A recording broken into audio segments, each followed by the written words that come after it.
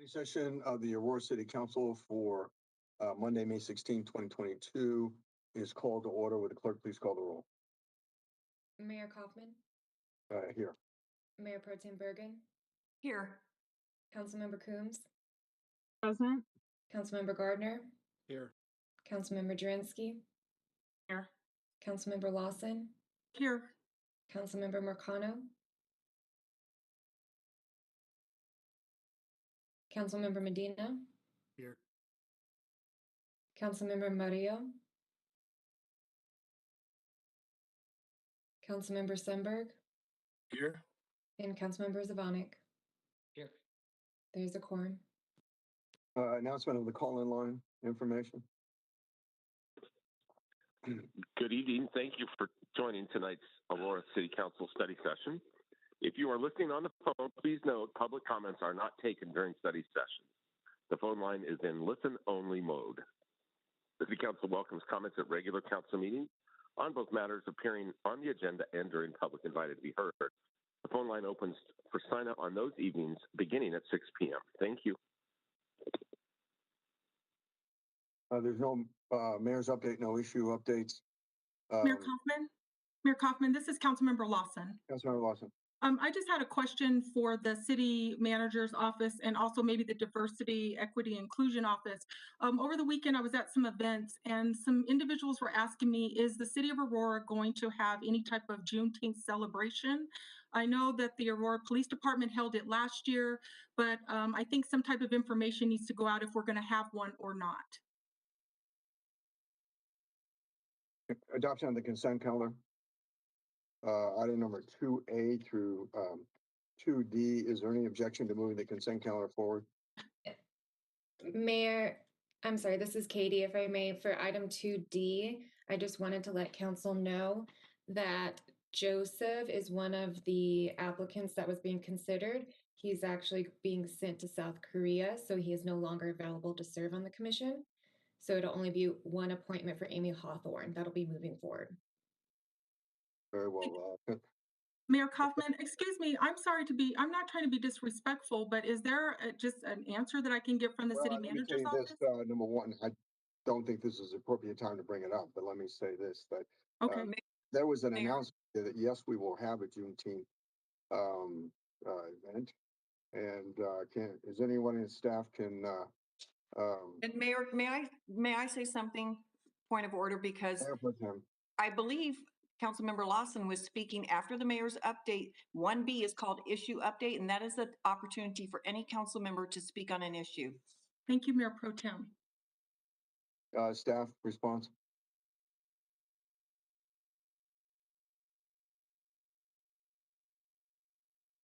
Mayor, this is Jim Twombly. I would have to check with pros and communications, and we can get that information out during the meeting. Thank you, City Manager. If you could just either way, just let the public know that we're having one or not. There were participants last year, and Juneteenth is on June 19th. So I just was getting asked those questions. So thank you. Yeah, thank you. Is there objection to the adoption of the consent calendar, item number 2A through 2D as amended? And Mayor, also there's item 2E is a part of the consent calendar as well. Oh, okay, I'm missing that on the next page. I'm sorry. Stand corrected. Item number 2A through 2E with item number 2D revised, amended with only one candidate. Is there opposition? Seeing none, then the consent calendar will move forward. Item number 3A, judge terms ordinance amendment. Chief Judge Sean Day. Good evening, Mayor, Mayor Pro Tem, members of City Council. The ordinance that you have before you removes any potential conflict that Section 50-72 subsection A can have with the city charter, specifically Charter 10-4B. 10-4B within the charter sets forth the terms of appointments for judges. Full-time judges are 4 years, permanent part-time judges are 2 years, and relief judges are 2 years. The first line of section 50-72A reads, terms for all judges, whether for 2 or 4 years, shall end on December 31st of the appropriate even numbered year. Well, that term even numbered year can run in conflict with the city's charter in that if a judge was appointed on an even number year, their term would actually end on the December 31st of an odd number year. So what this is really a cleanup ordinance to clean up any conflict that 50-72A will have with the charter provision. And by removing the term even numbered years, it will then be in the two will not conflict at any point in time. So it's really just a cleanup ordinance. Happy to answer any questions that the mayor, mayor pro tem, or council may have. Questions on 3A of the chief judge? Discussion on 3A? Seeing none, is there any opposition to moving 3A forward? Seeing no opposition, 3A will move forward. Thank you, Judge Day. Thank you, and thank you, Angela Garcia, for her help in drafting this ordinance. Appreciate it. Item number 3B, Veterans Affairs Commission Biennial Public Hearing. Alicia Romero. Good evening, sir. So nice to see you all. My name is Alicia Romero, and I work in HR as a training specialist. I am a staff liaison to the Veterans Affairs Commission, and they would like to request approval for a biennial public hearing. It was previously approved in the PR Plus committee in, looks like January 26th. We did have a change in staff liaison, so it took a little bit of a delay to come to study session. They would like to start hosting it ideally in 2022, and that it will be held annually in January or February after this year. The purpose of the hearing is to hear community concerns about veterans issues impacting active duty, guardsmen, and reservists, and they would like to invite specific speakers to be included in that. What they are looking for is issues that will be raised during the hearing that would assist the VAC to provide recommendations to City Council regarding ways to improve services to their targeted audience and ways to measure those services. They anticipate it will take 2 to 3 hours and could be held in City Hall or a community venue. Also, Commissioner Charlick is also on the call if y'all have any questions at all.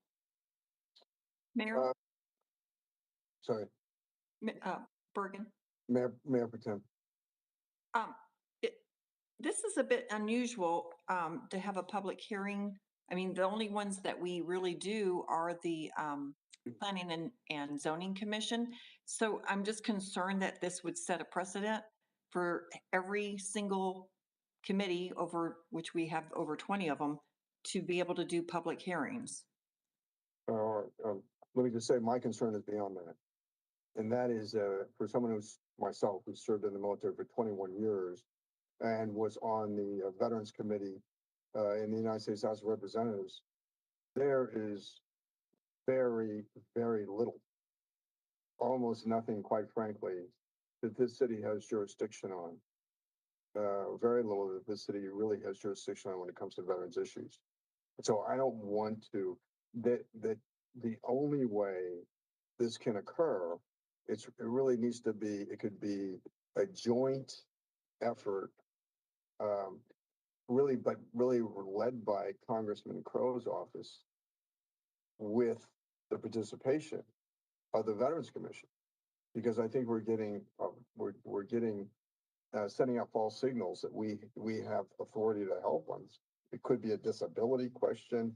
It could be a question of access to VA benefits, whether it's the post 9/11 GI Bill or it's the medical care through the VA hospital.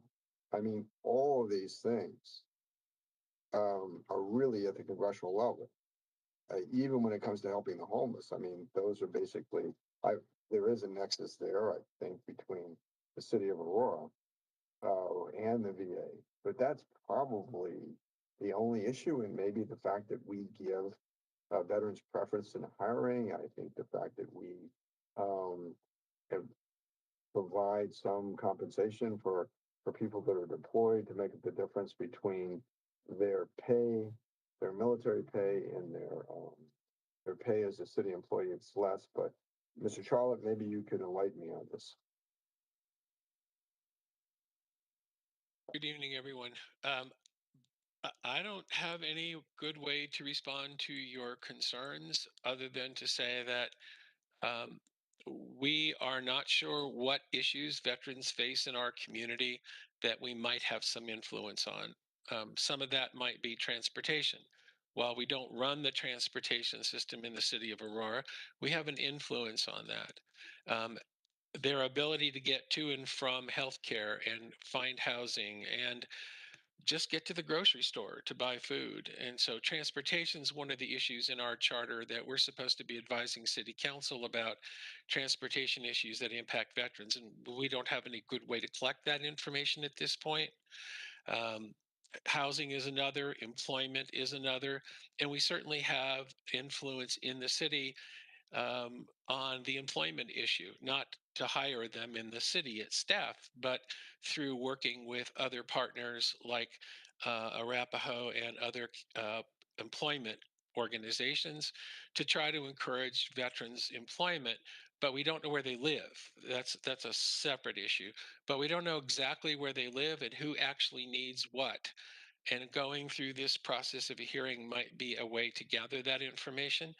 Additionally, by inviting the veteran service organizations like American Legion and DAV, those kinds of organizations, we may be able to find out what some of the key issues are that while the city can't do anything about them directly, the city can have an influence with the service providers about the issues. And just a really small example, I'm trying to work with the VA Medical Center right now just to share some information that came to my attention, and I'm having access issues. And I used to work for the VA as a director, and that shouldn't be such a problem. But I'm having problems just communicating the comments that I've heard.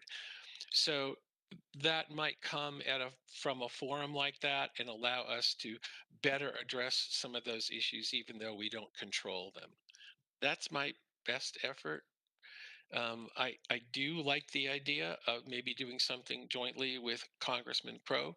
I think that may have an even bigger impact on the community.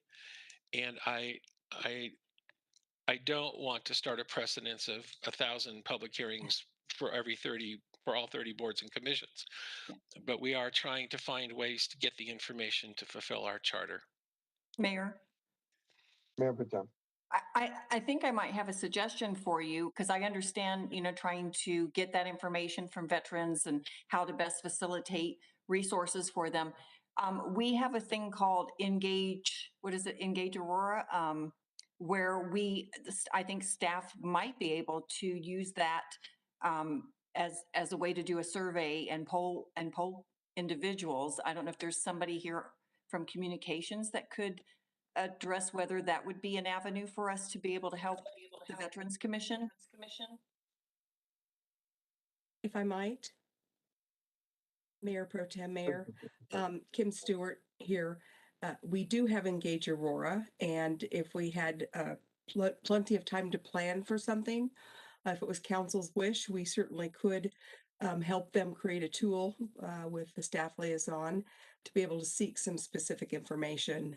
And we could work with our community relations partners to reach out to get the most robust kind of response we possibly could.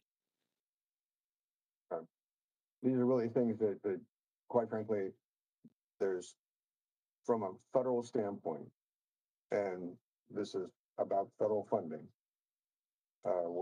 that's how the money flows down. There's actually very little state money. It's pretty much all federal. And so I would say without Congressman Crow's office, his office participation in this as a joint effort, I don't think it should go forward. But Mr. Charlotte, are you willing to accept that? I'm sorry, am I willing to what? Accept that it would be a joint or even should be led by Congressman Crow's office with the participation of our Veterans Commission and the Veteran Service Organizations, but this is, 90%, more than 90%. And so all these issues could be readily handled by a congressman's district office and his veterans representative.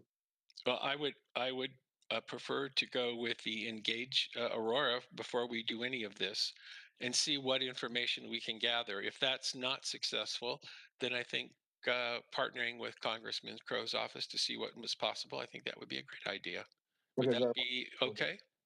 Well, so what is the ask right now? The ask is to do simply A not to survey. do the hearing and to do the survey. Yeah, I think so, if you don't So, mind. okay. Is there any objection to further discussion? Mayor? Revised proposal. Mayor? Councilmember Coombs. So this did come through the PR Plus committee, and one of the things that I think is really important to think about is, again, how it's not just about federal funding, right? Veterans still access all of the things Mr. Charlotte mentioned within the city of Aurora. And so having ways to engage folks is incredibly important, and perhaps an online tool like Engage Aurora isn't going to be well suited to get all of the information we need. So I do think we should look at having some type of in-person, if it's not a hearing, maybe we call it a town hall so that we're not setting a precedent around public hearings. But I think the intent is of great value. Mayor, I disagree. Further discussion. Mayor Zabonic. Councilmember Savannah. Yeah, I would just, I want to echo, I think, Councilmember Coombs, what you're saying, I think there is some validity into having this, but to the mayor's original point about setting expectations, I think that having, whether it's a round table or town hall, and making sure that you do have representatives from Congressman Crows and buy-in from his office and other veteran service organizations that are out there, so that they can all hear what the challenges are, but having people who can actually solve the problem. Because my one concern is, and I think this is what the mayor was talking about, is that creating the expectation that the city can address some of these issues with these veterans, and we can't. And so if we're going to have some sort of a meeting, I think making sure that all the appropriate stakeholders are there who can actually address the issues would need to be a part of it, as opposed to just our veterans committee. Mayor? Mayor Pro-Tem. Just a question. I thought Veterans Affairs was also a county responsibility. Is that not correct? There's a nexus, I think, in these veteran service officers that are counting, and I believe that might be state federal funded, and we participated a little bit, but those positions are to help veterans with these issues, with their game. But I think the quickest way to do it is obviously through a congressman office if somebody has a problem. So in other words, the veteran service officer can help with the initial application, and it's when really somebody can't get an answer, or they don't like the answer. Then at that point they usually go to the there's a veterans liaison in each congressional office at the district level, and senators too, and then they have a direct line to the VA to get the issue resolved. We don't have a direct line. Mr. Mayor, if you would, I'd like to withdraw this and give us a chance to recraft it with some of the great ideas that I've heard tonight that would help us achieve our goals and avoid some of the pitfalls that everybody's identified. Very well. Okay. Okay. Is there further discussion? Seeing none, then item number 3B will be withdrawn and put forward at a later date. Thank you, Mr. Charlotte. Item number 3C, BPM and Thornton IGA regarding Trout Creek augmentation. Alexandra Davis. Thank you, Mayor. And actually, I'll be presenting on her behalf. My name is Dawn Jewell, and I am the South Platte Basin Water Resources Manager for the City of Aurora's Water Department in the Water Resources Division. And for this IGA, I'll need to give a little bit of history. In 2003, Aurora and the City of Thornton entered into an IGA for Aurora to take Thornton's South Park water rights in trade for Aurora's reusable raw water at Metro Wastewater Facility. That reusable raw water contract is perpetual and provided Aurora with a large portion of its mountain stream water rights in the South Platte River, while providing Thornton with a fixed amount of reusable raw water on the north side of Denver. In 2017, the Bureau of Land Management, BLM, I apologize for the typo in the header, came to Aurora asking for assistance with their Trout Creek Pond in the headwaters of the South Platte River above Spinney Mountain Reservoir. The BLM calculated that they would need 3 acre-feet of water to offset the evaporation on Trout Creek Pond due to stricter requirements for the Division of Water Resources. And Aurora agreed at that time to help the BLM at that amount, and the BLM then filed an application in water court to augment their Trout Creek Pond using Aurora's water. In 2020, the BLM finalized its engineering and realized the full requirement of their augmentation for Trout Creek Pond would be as much as 9.85 acre-feet. They came back to Aurora and asked for assistance with more water from the city. Aurora agreed to help with that 9.85 acre-feet annually, but asked that the BLM go to the city of Thornton and negotiate for a return of that water to the city of Aurora.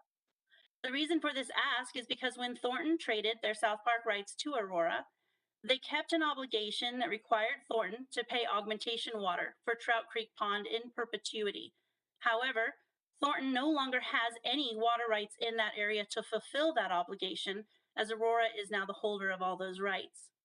The purpose of the IGA before you today is to allow Aurora to help the BLM in the South Park area with water rights from Spinney Mountain Reservoir, while getting that water replaced back to Aurora by Thornton at the Metro Wastewater Facility in the same amount, thus making Aurora whole and passing that augmentation obligation on to the city of Thornton. This agreement is for 10 years. It is renewable every 10 years, and it can be terminated at any time by any party if needed. And I'll be happy to entertain any questions that you might have. Questions of staff?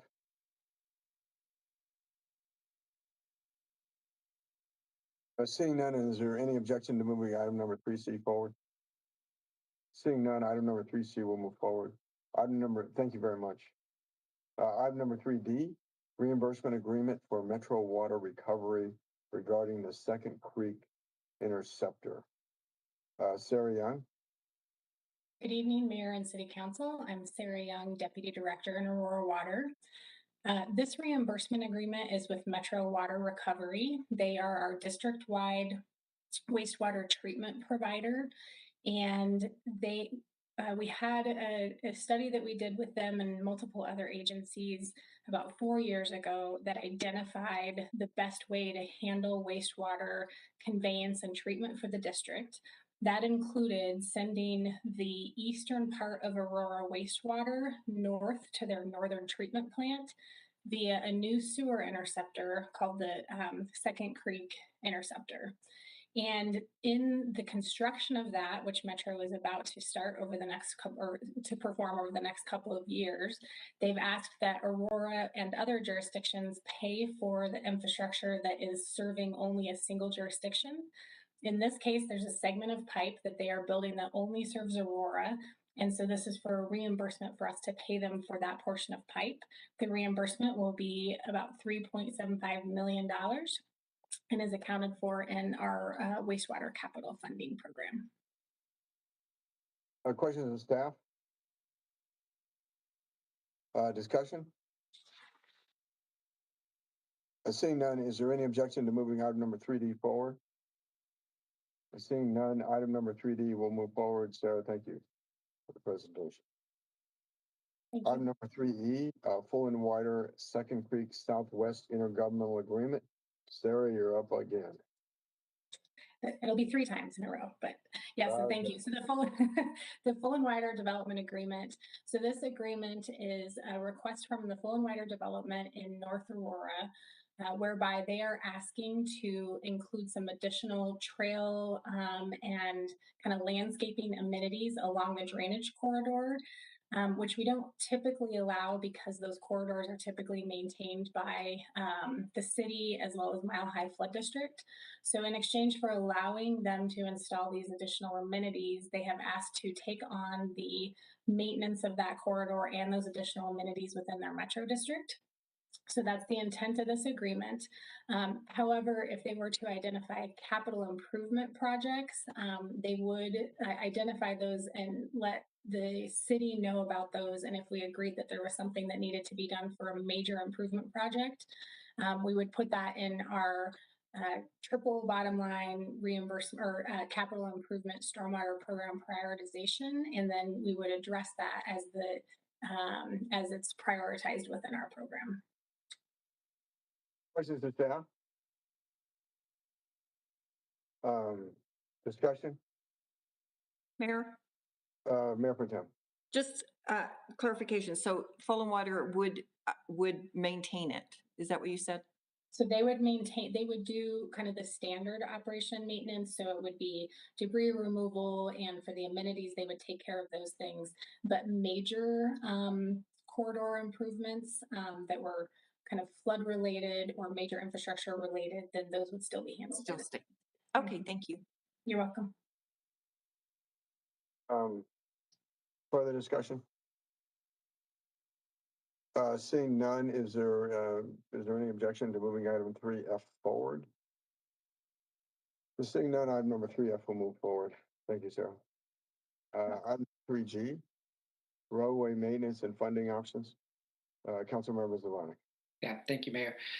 So this plan aims to do a couple of things. One, to ensure that going forward that the gap between what we fund for our roads, our road maintenance, and what we need for road maintenance is closed. And then secondly, address the deficit that has been created over the past 14 years from underfunding that road maintenance need on an annual basis. So the way that it does it, there's three asks of this proposal. The first is to shift how we determine the need for road maintenance away from a schedule, which many of you probably heard the 15, 20, 25-year maintenance schedule that we're currently on with our roads, and move away to an objective evaluation of road conditions known as the Pavement Condition Index. So that's ask number one, is to move that policy, the way that we determine the need for road maintenance, away from the schedule to the Pavement Condition Index. The second thing is to create a road maintenance fund, a separate road maintenance fund. Currently, all of the funding that we use for road maintenance goes through the Capital Projects Fund. What this would do is take those same line items and put it into a separate road maintenance fund for transparency's sake, so that we as council and the public would always know what we're dedicating from a city standpoint to road maintenance going forward. The key for us will be the third part. If we want to be able to continue to ensure that our roads meet a pavement condition index of 73 or greater, which is where we want all of our roads to be in Aurora, and staff in their presentation will give you an example of where we are, and some roads are much, much lower. But in order to hold that 73 or better going forward with what we currently allocate on an annual basis to road maintenance, we need to make up the $35 million deficit. And in order to do that, this plan would allow staff to leverage some unencumbered assets that we have and issue a certificate of participation, or a COP, that would give us that $35 million in one-time funds and allow us to get caught up immediately with our road maintenance. And it's up to $35 million because we had some conversations in the TAPS meeting, and there was concern about how much we would use through the bonding project. So staff will try to identify as much one-time money as that we could get out of this year's budget and next year's budget, but the balance would be made up through the COP. So that's essentially what the plan does. I'll turn it over to staff to run through the presentation and open it up to questions. Mayor, I'm sorry, this is Katie. I just want to let you know that we did skip an item. I believe we skipped item 3F. Item 3F. Okay, well, I tell you what, let's go ahead and finish item 3G, and we'll come back to 3F. Thank you, Mayor and Council. Katie, if I could get chair privileges so I can run through my presentation, that would be great. While that's going, my name is Lynn Center. I'm the Deputy Director of Public Works in charge of operations. And I'm here tonight with also Greg Hayes from our budget office. And we have a presentation on roadway maintenance and some funding options to go through with you. Can everyone see my screen? Probably not yet. Not yet. Do we have it now? There it is. Yep. All right, thank you. So as I said, I'm Lynn Center, Deputy Director of Public Works Operations, and I'm here to talk to you tonight about roadway maintenance and some funding options. And there we go. So just, I show this map at the start of every meeting just to remind you of the breadth of our situation and the number of lane miles that we maintain for the city of Aurora. We are actually hitting about 1,300 now because this data is a couple of years old. Our roadway maintenance growth has been 67.4% since 1986. And as you see on this growth, half of that, on this graph, half of that occurred between 1998 and 2006. And those streets right now are starting to become due for some of our heavier maintenance, the mill and overlay maintenance and some minor reconstruction of some of those streets. And if you look way over on the right-hand side of the graph, you'll start to see one of the other things that has us a little bit concerned is we're starting to see an uptick in our growth rate, very similar to what we saw in 1998. Just to give you an idea of the breakdown of our network, we tend to look at our network in two ways, one by area, one by length. We have three categories of streets in our network. They are arterial street, collector street, and our local street. You will see by these two pie charts that no matter how you look at it, our local network makes up the majority of our roadway network. When we're talking about pavement management is actually a process whereby we strive to provide serviceable pavements and safe pavements for the traveling public. We use a computerized system to do that. It is a predictive model. So giving a budget, we can tell what our pavement condition is going to be, or we can say we want to maintain this specific pavement condition. What kind of budget do we need to do that? This is all based on data that is objective and repeatable. The data is collected objectively with the latest technology, particularly laser technology, and we can go back, say, a month from now, and we would get the same results. So this isn't something objective that somebody's driving down the street and evaluating the pavement. We're actually taking measurements and developing pavement conditions based on those measurements. Our maintenance program then tries to apply the appropriate strategy at the appropriate time in the life cycle of the pavement. The computer program does make recommendations on what to do to which streets and which year, but we modify those recommendations because we never ever apply anything straight from the computer. We always modify it based on budget for utility conflicts, any development that's going on nearby our streets, and many other factors. But it's all based on pavement condition index. Pavement condition index is a combination of a surface condition and a structural condition. And what you see here on the left side is our typical pavement section consists of basically 3 layers. The bottom layer is usually 6 to 8 inches of an aggregate course. The middle layers can be 3 to 6 inches of asphalt. And then the wearing course is top 2 to 3 inches. This is where our most effective pavement maintenance strategies happen, is here in the top 2 to 3 inches, or our wearing course.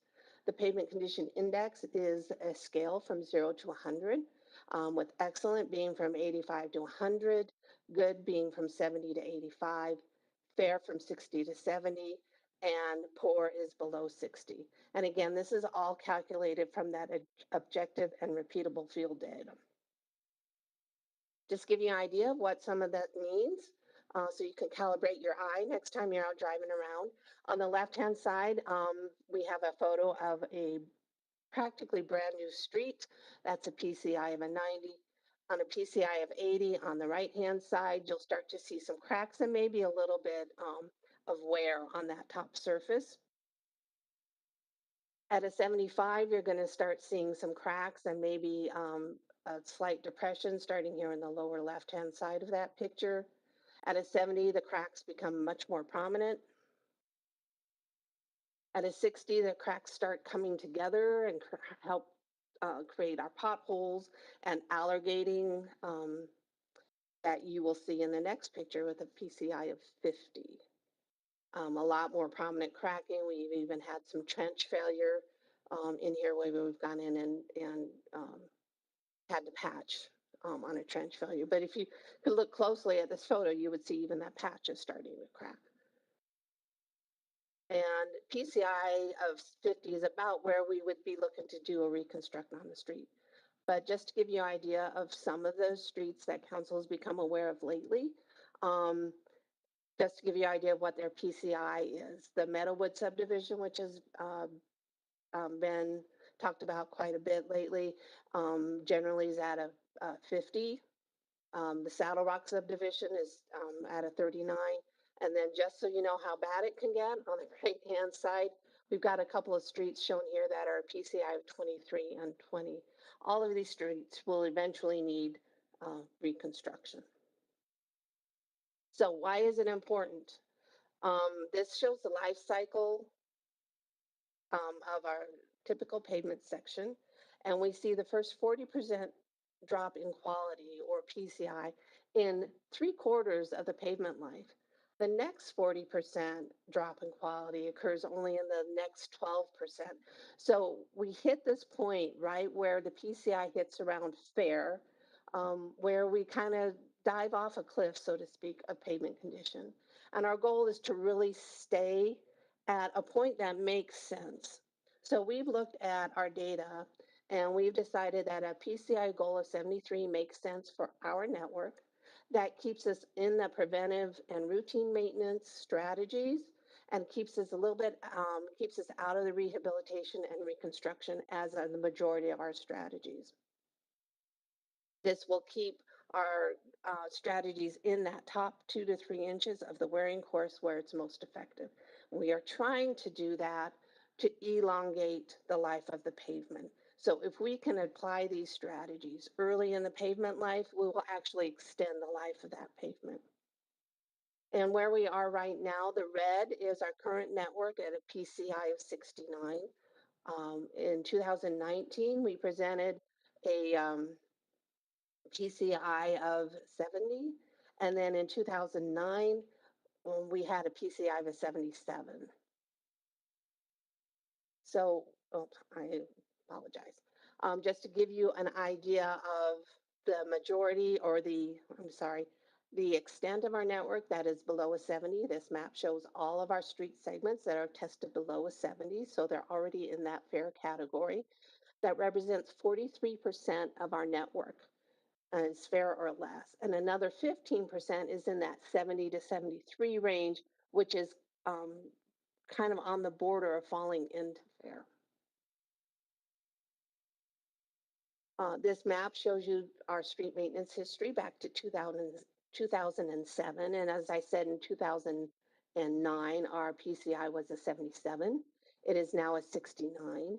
And what this is telling us is that all of our historic and funding levels are slowing our decline in our pavement condition, but they're not sufficient to maintain a condition number or to improve our overall network condition. So we talked a little bit before about the 15-20-25 plan, and you've seen a chart similar to this for that plan. That plan introduced 2 problems we had to solve. One was, how do we solve a budget backlog?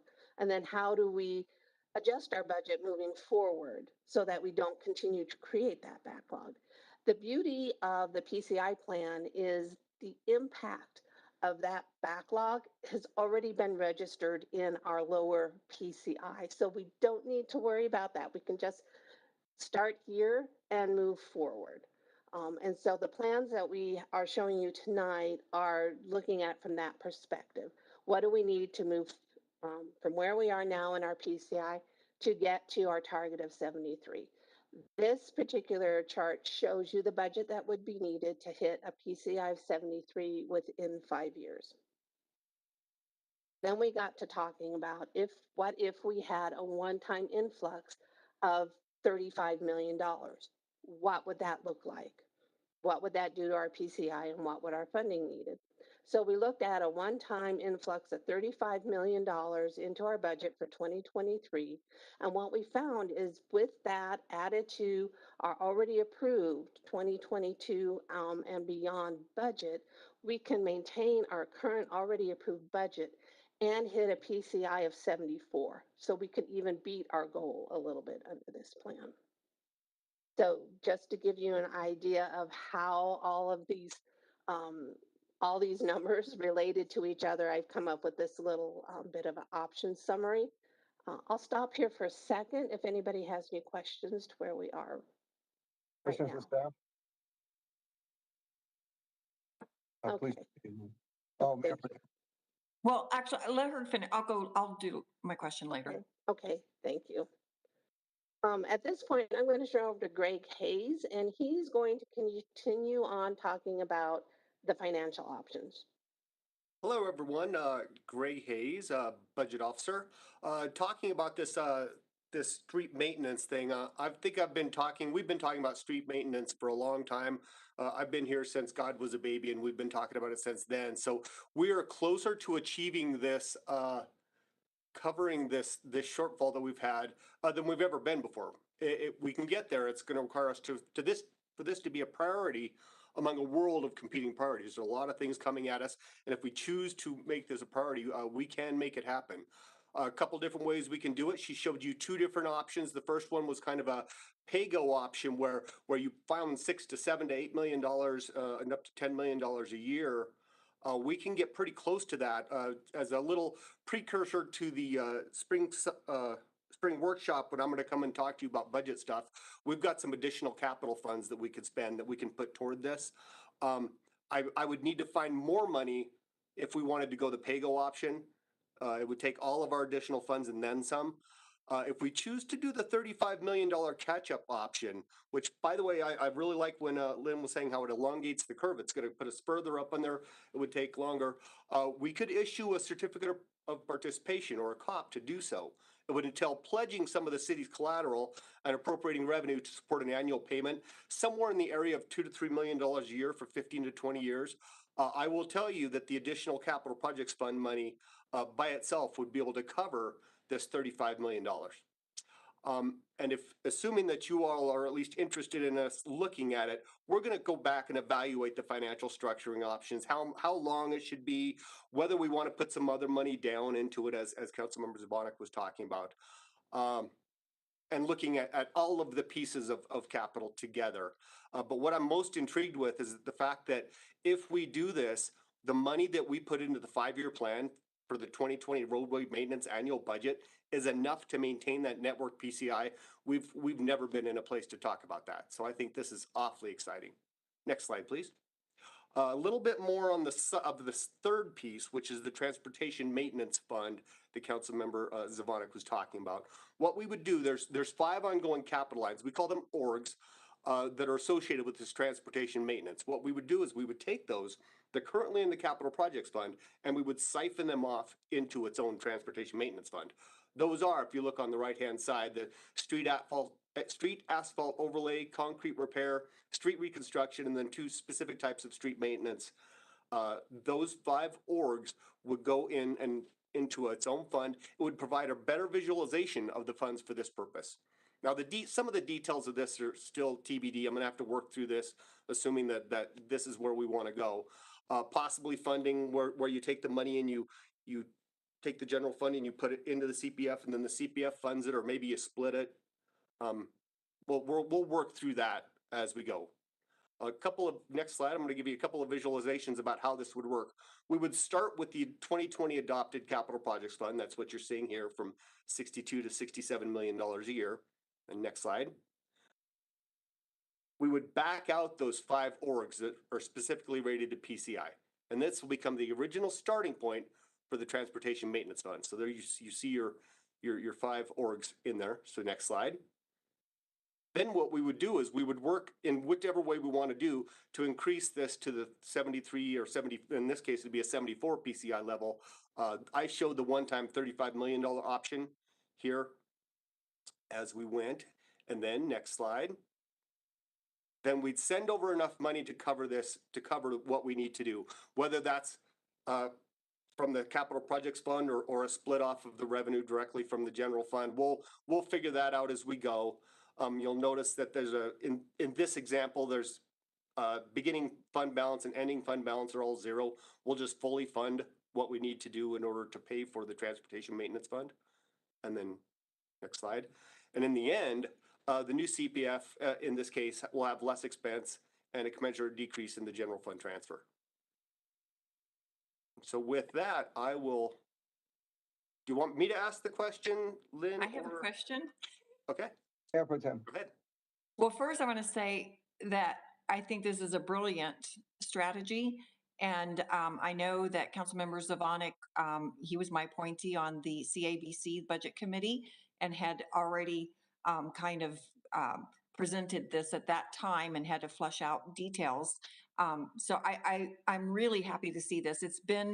I've been on council 7 years and we have been talking about how to catch up, you know, because of the 2008 recession that put us in the hole.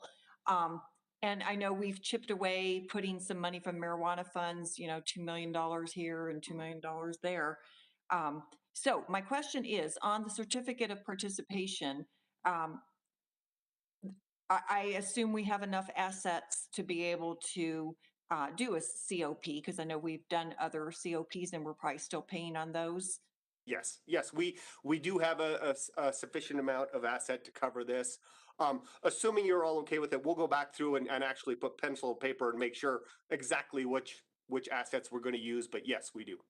Okay, and then also I would assume because of the way the interest rates are going up right now, that we want to do this pretty quickly so that we can capitalize on decent interest rates. Yep. The one of the better reasons for using the COP right now is that we can do it right now. So that you're absolutely right. Time is of the essence. Okay, and I think that's all I had. All right.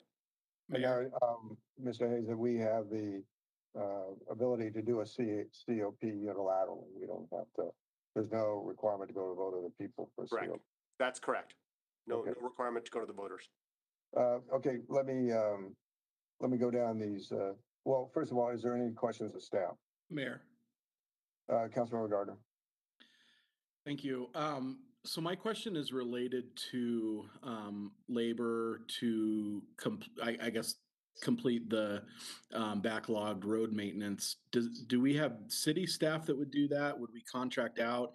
And I mean, do we have sufficient labor either in the city, or would that third party company have sufficient labor to get these projects done? Just because, you know, labor shortages have been an issue across all industries. So I'm just curious what the thoughts are there. Councilmember, great question. We actually were anticipating that question and reached out to our contractor. We would contract all of this work. And we did reach out to our contractor earlier, and they indicated that if we got if you got the money, we'll make it happen. So they did tell us that they could get the 35 plus our normal amount of work done in about a year and a half. So they committed to us to doing that if we were successful. And so I would say that yes, right now, from what we've been told, they have the capability of doing that.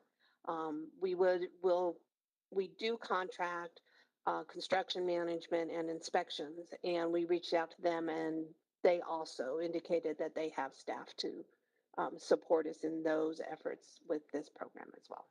All right, appreciate it. Thank you. And Lynn, if I could just add one thing, Cindy Collett, Public Works Director, Councilmember Gardner, Mayor, if that's okay. We are going to be bidding, we're in the third year of our current contract, so we will be rebidding this work next year. So might be good timing for that as well. Thank you. Oh, and I have one more. Mayor Pro Tem. And it's a comment. I hope Saddle Rock North is a huge priority, because I have been getting emails for at least the past year from constituents, and I have seen the road condition, and it's not just that one photo that was shown. It's it's so bad. So I guess you would evaluate the worst roads first. Yes, Mayor Pro Tem, we are actually doing it based on the worst roads first. But also just for a point of clarification, the local roadway networks, the neighborhood streets and the collectors use the same type of asphalt. So we will be programming it to do the worst streets first, but then maybe based on the programming of the actual installation, we may be doing some collectors at the same time that are not as bad, but we'll work all that out with the programming. Other questions of staff? Seeing none, the first one, does council support utilizing the PCI approach for pavement management, including a target PCI of 73? Is there any objection to number one? Seeing no objection, number one will move forward. Number two, does council support staff moving forward in the financial structure of the COP up to $35 million to support deferred roadway maintenance? Is there any objection to number two? Seeing none, number two will move forward. Number three, does council support the creation of a transportation maintenance fund as outlined? Is there any objection to moving number three forward? Seeing no objection, number three, excuse me, three will move forward. And congratulations, council members of Veronica, and thank you. Thank you much. 3F, Crossroads Offsite Sanitary Reimbursement Agreement. Sarah Young. Yep, thank you, Mayor. Again, Sarah Young, Aurora Water Deputy Director. This item is a reimbursement agreement with Aurora Crossroads. They are installing a sewer interceptor that is being upsized to handle regional flow. When that is done, they are eligible for reimbursement for the upsizing of that infrastructure. So it'll be designed and installed by an approved engineering firm and contractor. Because it is regional and large diameter infrastructure.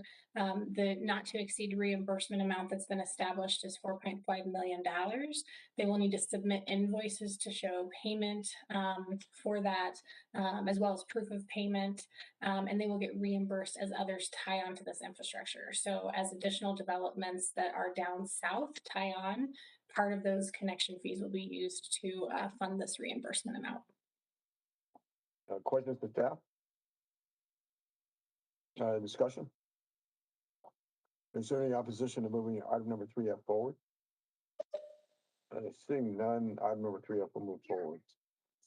Thank you. Item number 3H, 2022 Heavy Fleet Financing Ordinance. Good evening, Mayor and City Council. I'm Teresa Sedmak, City Treasurer, and I'm here to introduce the ordinance authorizing the financing of heavy fleet vehicles for 2022.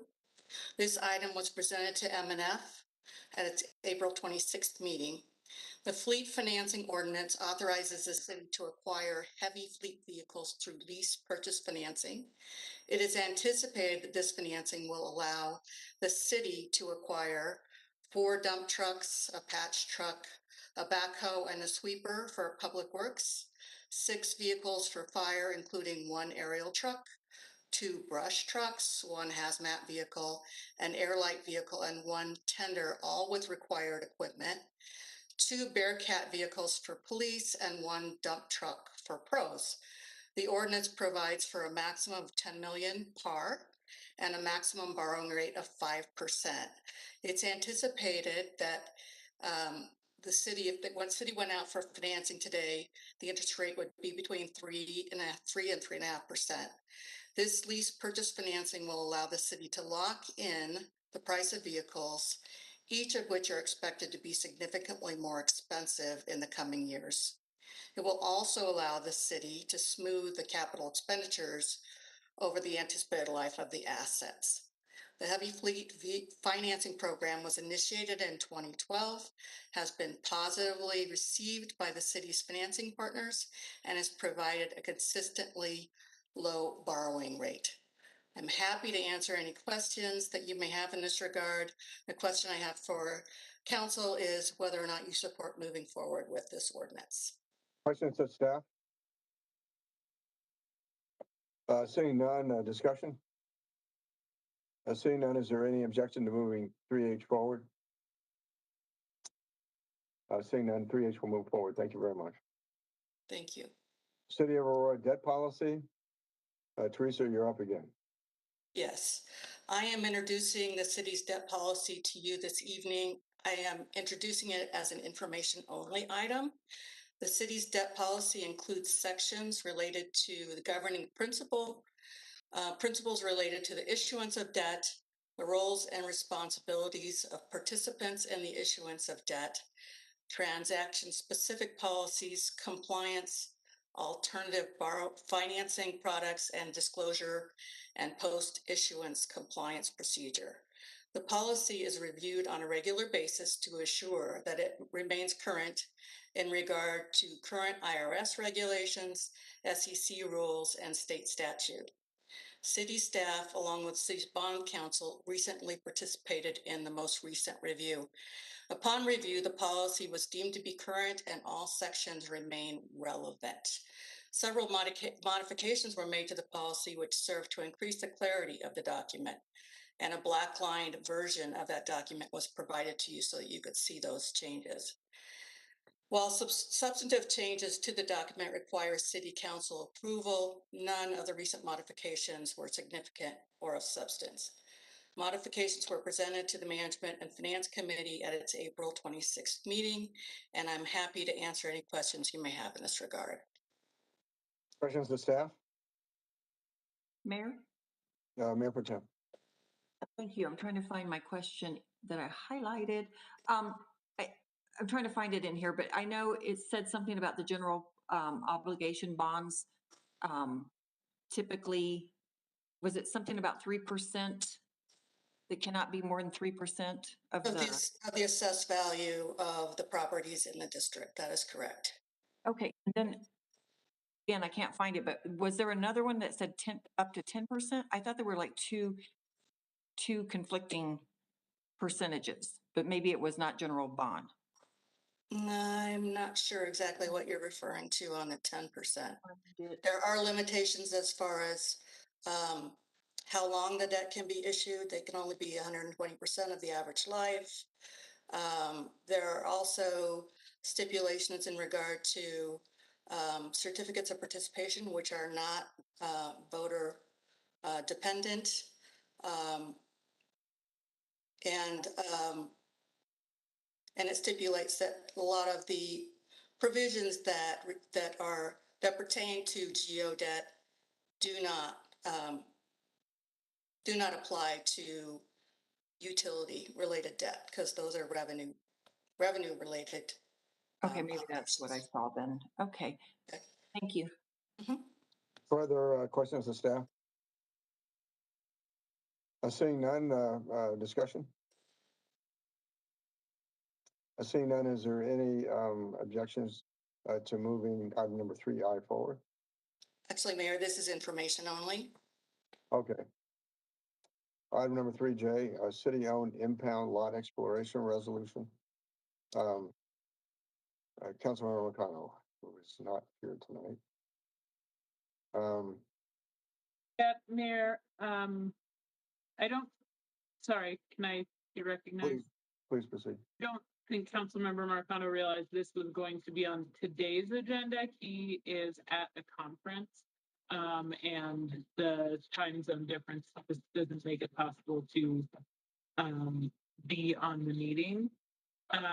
So I don't know if we want to move forward with that or bring it back at a date when it's present. Is there any objection to laying item number 3J or continuing item number 3J to the next study session?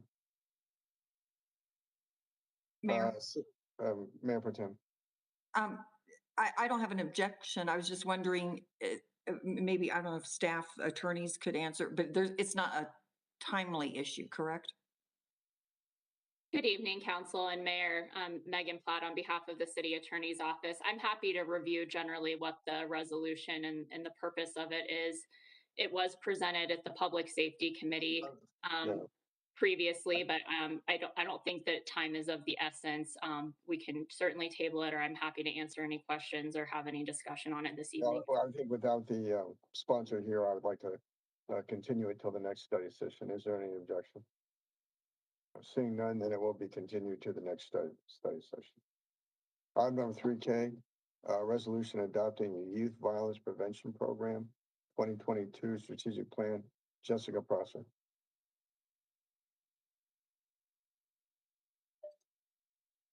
Hi, good evening. This is Christina with the Aurora Youth Violence Prevention Program. If I can get permissions to share my screen.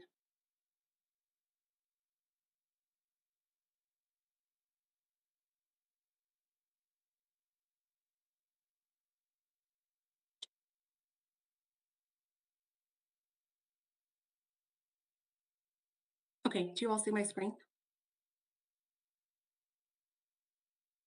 Yes. Okay, perfect. Again, Christina Paran, I'm here with the Aurora Youth Violence Prevention Program. Thank you for having me. I wanted to present the changes made to the strategic plan. I appreciate the feedback provided during the last presentation.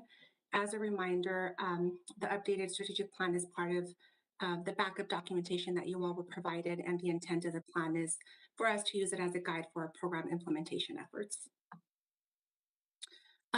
So there was some question around the community assessment that was completed, which included quantitative and qualitative data and was collected through outside evaluators and helped inform the development of the strategic plan. Ongoing conversations do continue to happen with YVP work groups to support ongoing program development and implementation efforts. Assessments, the assessment steps taken were based on best practices to assess the impacts of youth violence, to include pulling information from the OJJDP comprehensive gang model and the CDC technical packet to prevent youth violence and associated risk factors. As you can see here, these are two maps as examples of data that we've pulled as part of our assessment that include assault, deaths, and aggravated assaults of youth between the ages of 13 and 24 that were experienced between 2015 and 2020. If you look at the maps, the critical factor found with these heat maps are the continued high density of violent incidents happening in particular pockets of our community. These two maps show perception of crime, the perception of crime data and actual crime data. The top heat map exhibits the total number of weapon violations that occurred between May through October of 2021, and the map below shows where community residents report feeling unsafe within the city of Aurora. So as you can see, the perception data correlates with the crime data that is being taken into consideration by the overall YVPP collective when discussing program development and implementation efforts.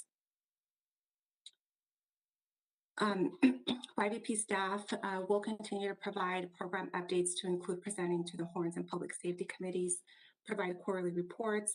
Evaluation efforts will also include continued efforts to engage an outside evaluator and collecting and reviewing ongoing data such as the heat maps that were presented to you all today. We will also continue to collect performance data from organizations that are to be funded. The program does seek to work collectively with YVP stakeholders to ensure that we're addressing the complexity of the risk factors impacting Aurora youth, families, and communities. So as mentioned in the community assessment, there were several top risk factors that are impacting Aurora youth. As you can see here, here's some of the those top risk factors that we were able to identify, substance use being one, which the YVP team continues to work closely with the Aurora Partners for Thriving Youth to be able to address risk factors and programming to specifically support addressing substance use among Aurora youth. As outlined by Resolution 2022-50, the YVP program continues to aim to reinstate past A-grade programming that includes the following actions outlined on this slide. All of these efforts are currently underway to include convening a multidisciplinary team.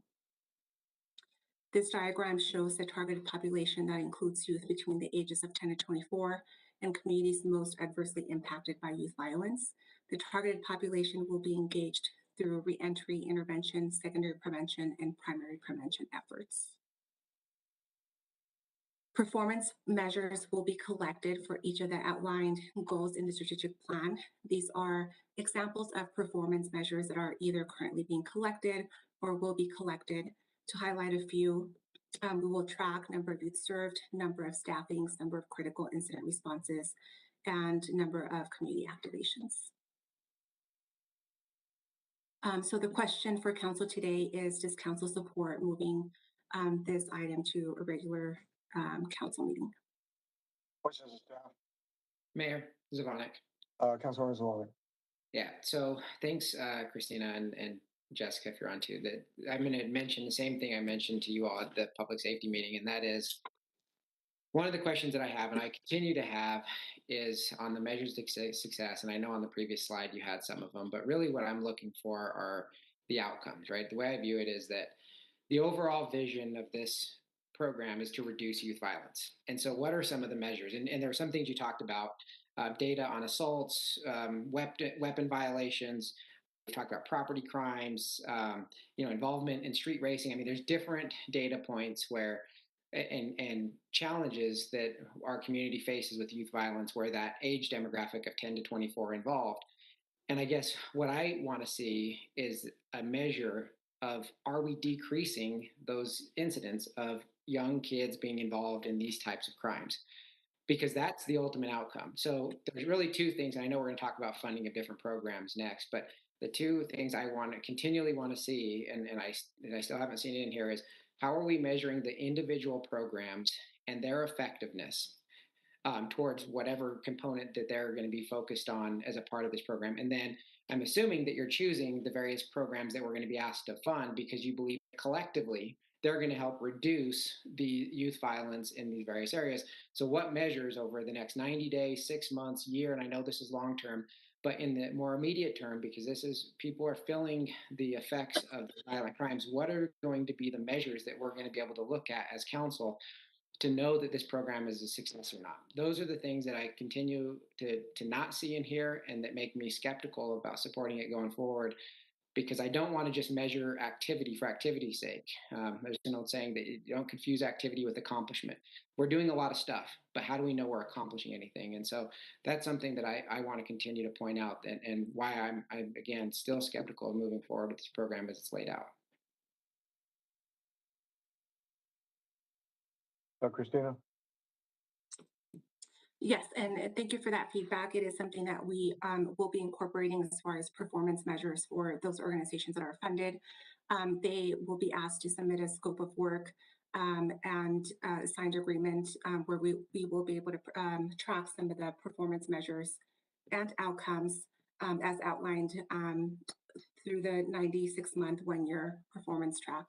And then as well as for the program, through the outside evaluator that we're looking to fund and bring in, we'll be able to track some of the performance measures and outcomes for the overall program. Mayor, if I could. Christine. What are they though? I mean, I would assume that, in order to determine what programs you want, you have to have an idea of what you're trying to solve for, right? Otherwise, we're literally just funding for the sake of activity. So what problems are we trying to solve for besides youth violence generally? Are we trying to reduce shootings? Are we trying to reduce property crime? Are we trying to reduce gang involvement? What are those types? I think that tells you right there what the measures will be and should be, because we want to see a measurable decrease in those areas. And so I guess I have a hard time believing that we don't start with knowing what we're going to measure before we start developing processes and a program to address issues where, again, we don't seem to have them very well defined. Yeah, and an example of some of those measures would be not just number of youth served, but number of youth provided outreach supports, and number of those youth not continuing to get involved in violent incidents. So we want to make sure that we're looking at recidivism rates. We also want to make sure that as we partner with specific schools, that we're looking at number of continued violent incidents that are happening within some of those schools, also in some of the targeted specific communities that we're looking to target. Further questions to staff? Yeah, Mayor.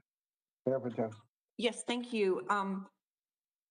And I think I asked this last time, but along the same lines as Councilmember Zvonek in terms of, measuring outcomes. And one of the programs that had been previously funded, like we didn't even have track who had participated by name so that we could then follow them. And so my concern is are we going to, not just generally like, whatever was reduced by this percentage, but are we going to really be able to track individuals and their progress? Did they get substance abuse help? Did they get mental health assistance? Did they graduate high school? Did they change their attendance record at the school where, a lot of them are kids that aren't even going to school. They're skipping classes. And those are the ones that unfortunately, end up maybe getting into trouble where they should be, in school. So I want really specific kind of measurements and tracking. Yes. And is that being communicated? Sorry, is that being communicated to the people that are asking for monies for their programs? Yes, so it would be tracked through the work that our outreach specialists are doing with the youth they're serving, as well as any cases that come through the multidisciplinary team. And then for those organizations that would receive intervention funding that would provide more of an intervention support, then yes, we would track the progression of some of those youth when it comes to addressing the risk factors and access to services that we're putting into place. But is that an expectation? So, next is the funding part with specific organizations, but are we telling the organization that not only are we going to, basically audit you, but that you are going to be required to keep track of every single individual that comes through your program, rather than them just coming back and saying, yeah, we served, 100 kids a meal, but we don't know what effect that had and we didn't track them. We didn't even have their name. So do they know that? Do they have that expectation? Yes, and we can make it clear in the agreement and also in the scope of work that we develop for them to put very specific requirements that we would have in place for them. That's great. I think all of us want us to have successful programs and the goal is really to make a difference, right? And to be able to assist, the youth to divert them from activities that are going to lead them down the wrong path in life. But unless we really are strict on tracking them, it gets lost. So thank you. Yeah, thank you. Further questions of staff? Mayor Kaufman, Councilmember Lawson. Councilmember Lawson. Yeah, thank you, Christina. And I think Councilmember Zvonek and Mayor Pro Tem have brought up some of the issues. And I think I discussed a lot of this at the public safety meeting about really having this data that we can kind of contribute to try to see where we're actually putting our resources. So you've already heard my spiel on that. I do think that the strategic plan is more aligned with the resolution. So I do appreciate that. I would like to maybe have you come back in 6 months to see if we're even meeting some of these objectives. I don't totally agree with everything in the strategic plan. I think it does align better with the resolution, but I'm going to go ahead and I'm fine with it, but I would like for you to come back in just maybe 6 months. I don't know a time frame to evaluate this to see if we are kind of meeting some of these goals, because that's what a strategic plan is, right? To kind of look at the goals and objectives of a program to try to see what we're meeting. And I know all these little things that we're going to talk about, the funding, that's a piece of it. But I do think it's important just to see if what you're outlining here is working or moving in the direction that I would like for it to go, and maybe other council members would as well. Further questions from staff? I'm sorry, Christina, did you want to respond to that? Yes, we'll definitely be prepared to come back in 6 months and provide an update of where we are with performance and outcomes. Further questions of staff? Seeing none, further discussion? Mayor Zvonek. Councilmember Zvonek. I just want to make one last comment, Christina, and this goes to the point that Councilmember Lawson just made in terms of if you come back, one of the things I want to emphasize is that in the measures and metrics that you bring back, this might be too strong of a term, but I don't want to just have vanity metrics. And what I mean by that is number of youth served is a good metric. However, if we serve 5,000 youth or 10,000 youth and youth violence isn't going down, it's not being successful, or the success is very limited. And again, there might be some long-term benefits to it. So I should say there's no upside to serving 5,000 or 10,000 kids, but we want to see youth violence go down. So I think really determining what are the key factors that you're going to be looking at in the short term of youth violence that we want to see a decrease in as a result of these programs would be beneficial, I think, to all of us, and something that I would appreciate to see as part of your update. Okay, thank you. Further discussion? Seeing none, and is there any objection to moving item number 3K forward? Seeing no objection, item number 3K will move forward. Item number 3L, Youth Violence Prevention Program Community Funding Recommendations. Christina. Yes, and let me just pull up that presentation. Give me a quick second here.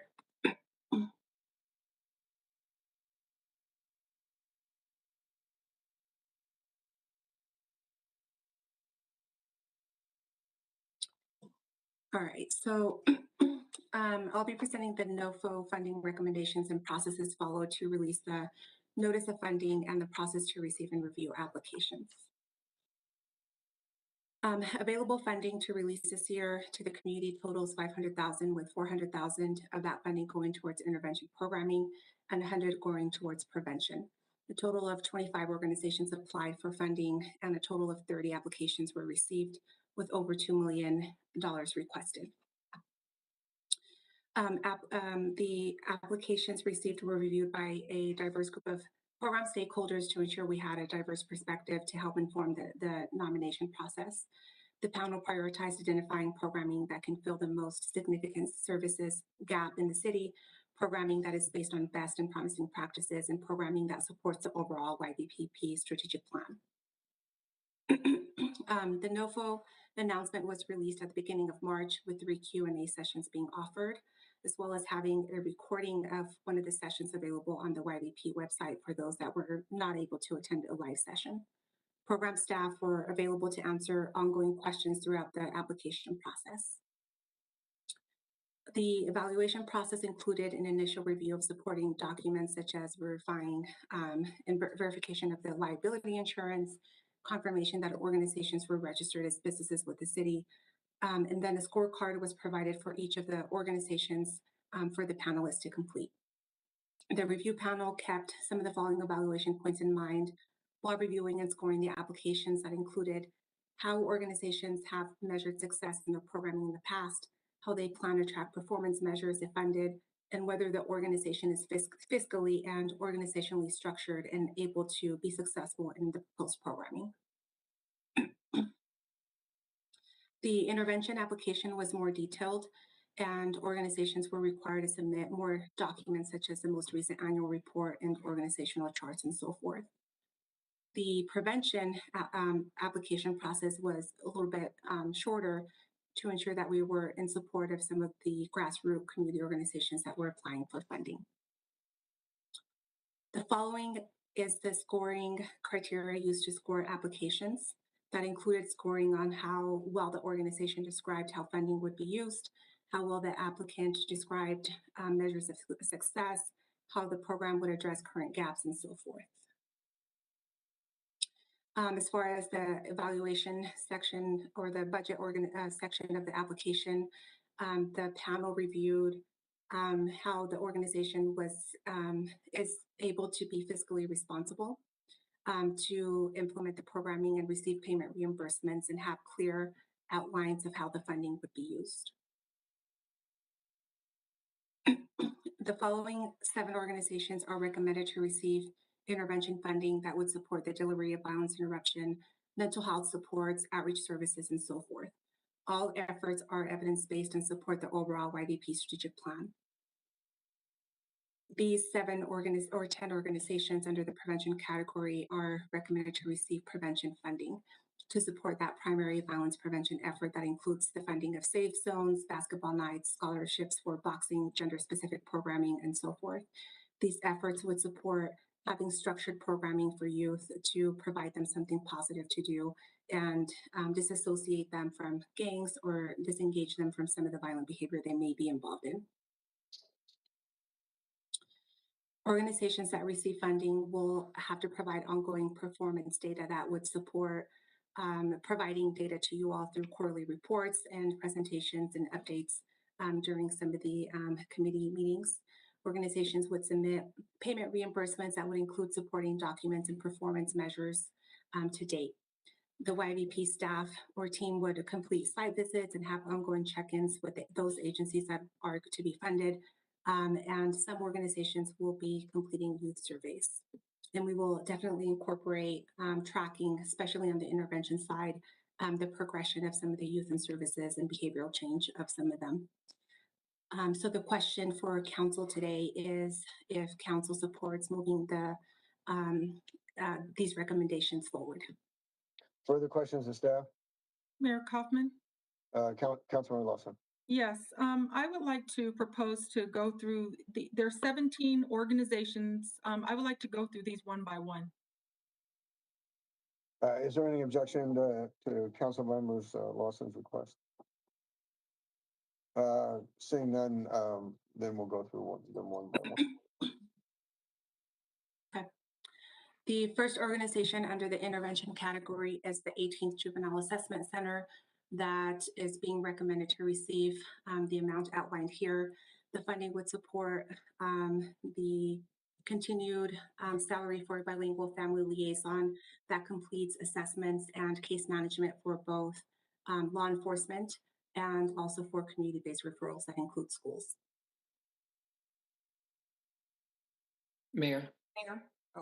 Councilmember Zawada.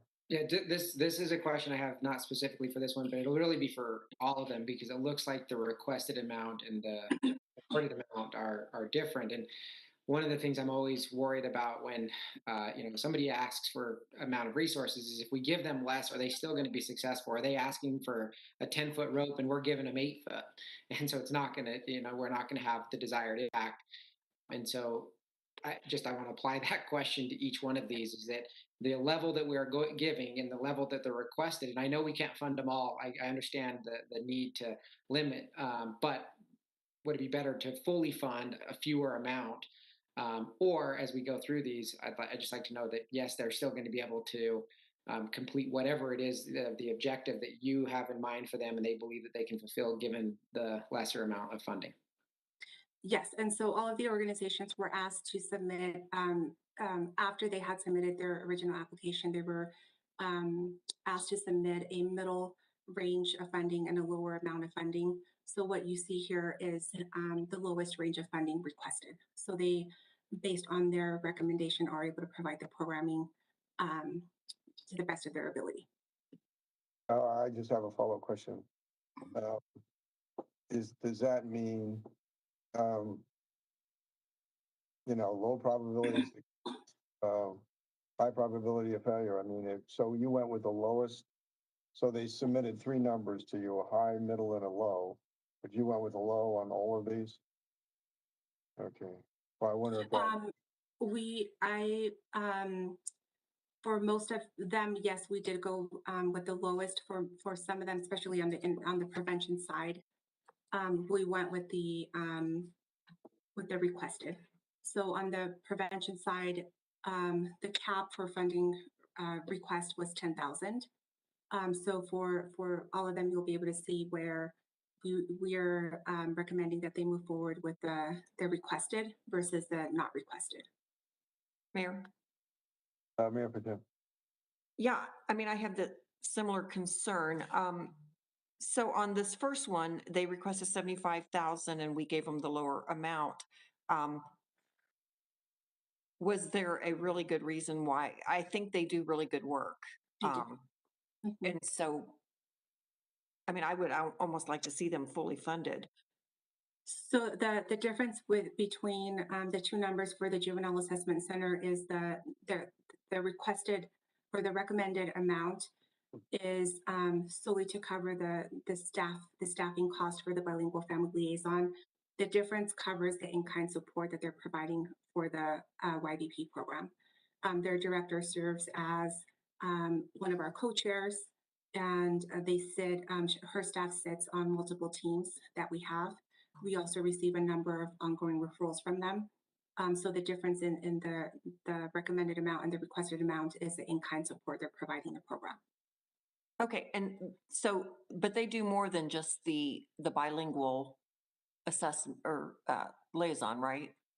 Correct, yes. So the recommended amount would only fund that specific position, but they do a lot more. They essentially take in all the intakes that law enforcement takes to them for Well, initial I think that's actually the more, vital service that they could provide for our youth. We're talking about youth that are involved in gangs or possibly going to be recruited by gangs that are shooting. I mean, we have shootings almost every single day. So I guess I have trouble with the amount being given just for the bilingual family liaison. I mean, have we identified in the kids that come through the system, are they all those that have, issues with English? Or I just feel like we're not serving the entire correct population. Mayor Pro Tem, just to clarify, those services are all already funded. And so the city does provide some other funding to the JAC for those services, and they receive funding from other places. So I think for them, Through the city? The city and other agencies. So they're applying for something that they have a need for.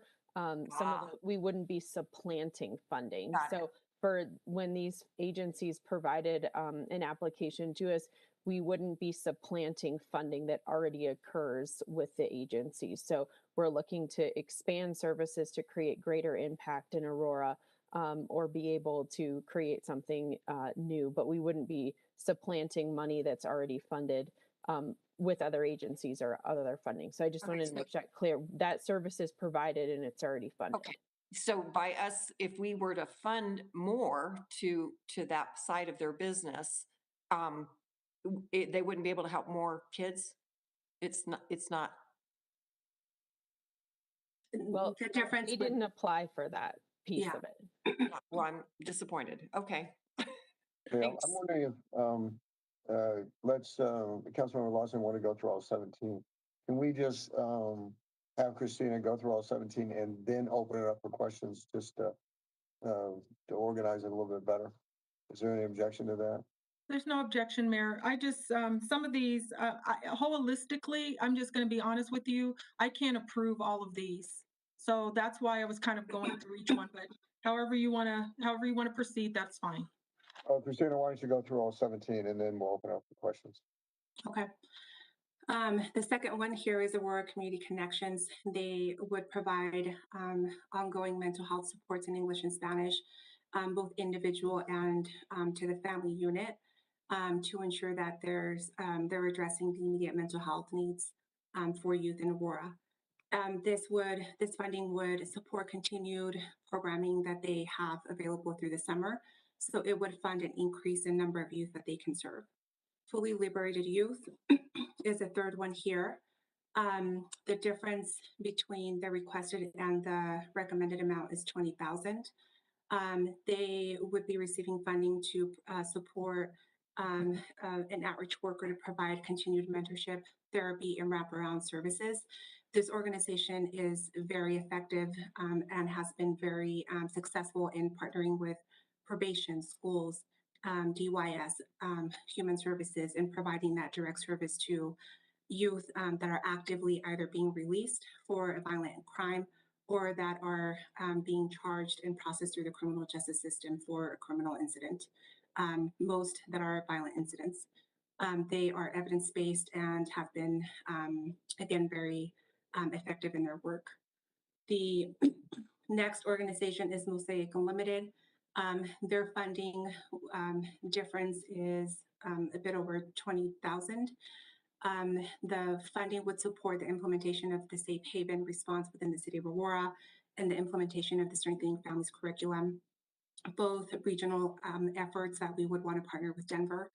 The Safe Haven response is a strategy where after a violent incident has occurred in the community, they would coordinate the response of faith-based leaders to open their doors up and provide mental health supports to address the secondary vicarious trauma.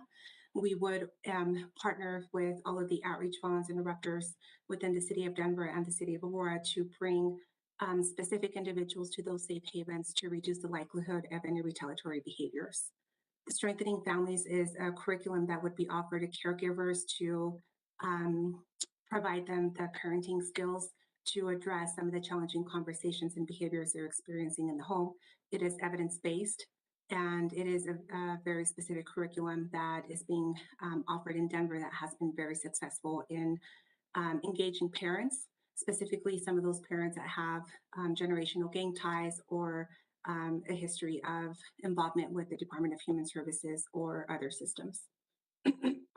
Step Up Youth Corporations is another organization that has been very successful working with high-risk and at-risk youth. They have a strong partnership with APS, and they're seeking funding to implement cognitive groups within the schools and work directly with APS to provide very specific mental health supports to those individuals that are the most high risk based on what the schools and SROs are seeing. Struggle of Love, their funding, their original funding request was pretty high. They were requesting funding for 4 positions. The $56,000 would allow the hiring of 1 violence interrupter. This organization is very successful in providing violence interruption in Denver and has done a lot of work recently in Aurora. Having a violence interrupter is a best practice, and they would be the ones directly going out into the community to intervene and reduce the likelihood of retaliatory behaviors. The AIM program is something the city has funded in the past. The funding would transition under YDP. This funding would support the ongoing outreach bedside supports to youth that are being taken to the hospital after a gunshot wound, stabbing, or any type of injury resulting from a violent incident. This is a best practice. They contract with GRASP, who provides not just the bedside outreach support, but also ongoing case management once the patients have been released. This would support also the expansion to Children's Hospital, for Children's Hospital to also be able to provide the same support. Any questions on the intervention section before I move on to the prevention? I'm sorry, Councilmember Coons. Yeah, so this will apply to both, but how many of the organizations are Denver organizations, and what amount of funding is going to Denver organizations versus Aurora organizations? And how does that impact kind of the ties that folks are going to have to Aurora and the ability to impact in Aurora? Yes. All of these organizations are found in Aurora outside of Fully Liberated Youth and Step Up Youth Corporation. They go to the youth, so they are either working directly in the facilities or out in the community. Struggle of Love is opening a secondary office in in Aurora. Right now they're off of the border of Aurora and Denver. Everyone else is Aurora based. Proceed. Mayor, I have a question. Mayor Pro Tem. Yes, on Mosaic Unlimited, what is this the church's, like, is this Pastor Reed? Yes. His organization? And as a church, we can give money from taxpayers? They're a 501c3 registered organization. Okay. And they have received funding from the city in the past. And can you, I wasn't sure exactly what they were going to do. Yes. So Mosaic Unlimited is, excuse me, requesting funding for 2 programs. The first one is the implementation of the Strengthening Families curriculum, which is an evidence-based 6 to 8 week curriculum where caregivers would be referred to essentially go through parenting classes where they would learn different techniques to be able to support youth that they're struggling with. It is very effective, both here locally and at a national level. And it is a gap in services that we do see in Aurora, where we are aiming to provide supports to youth, but we're not aiming to provide any direct services to the parent or to the caregivers to ensure that they're supported in addressing some of the challenges they're experiencing. And that falls under intervention, not prevention. Yes, it is intervention because it would be very specific youth that are exhibiting high-risk behaviors. So those youth that are where the parents are either not engaging in the case plan of a probation officer, for example, or those parents that are truly having a very difficult time addressing behaviors. The Safe Haven Response is the second program that they're requesting funding for.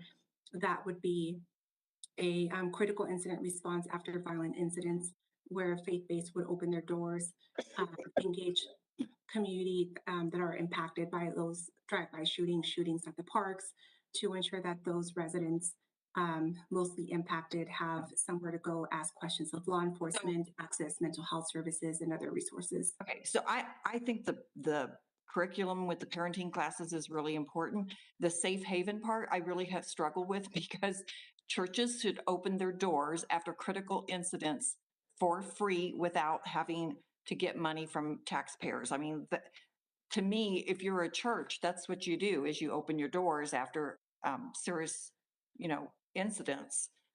So I don't necessarily agree with the entire funding amount on that one. And I was going to ask, is Ruben Medina, is he on our call? Are you still a member of the board? A board member of or economic, not Mosaic. Not Mosaic? Okay, thank you. Okay.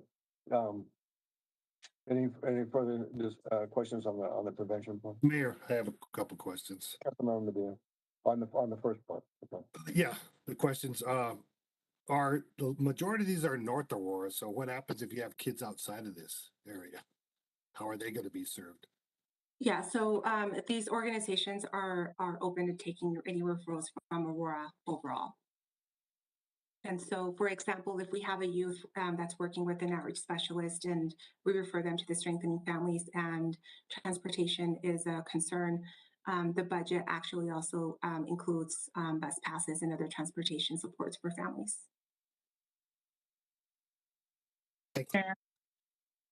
Councilmember Coon.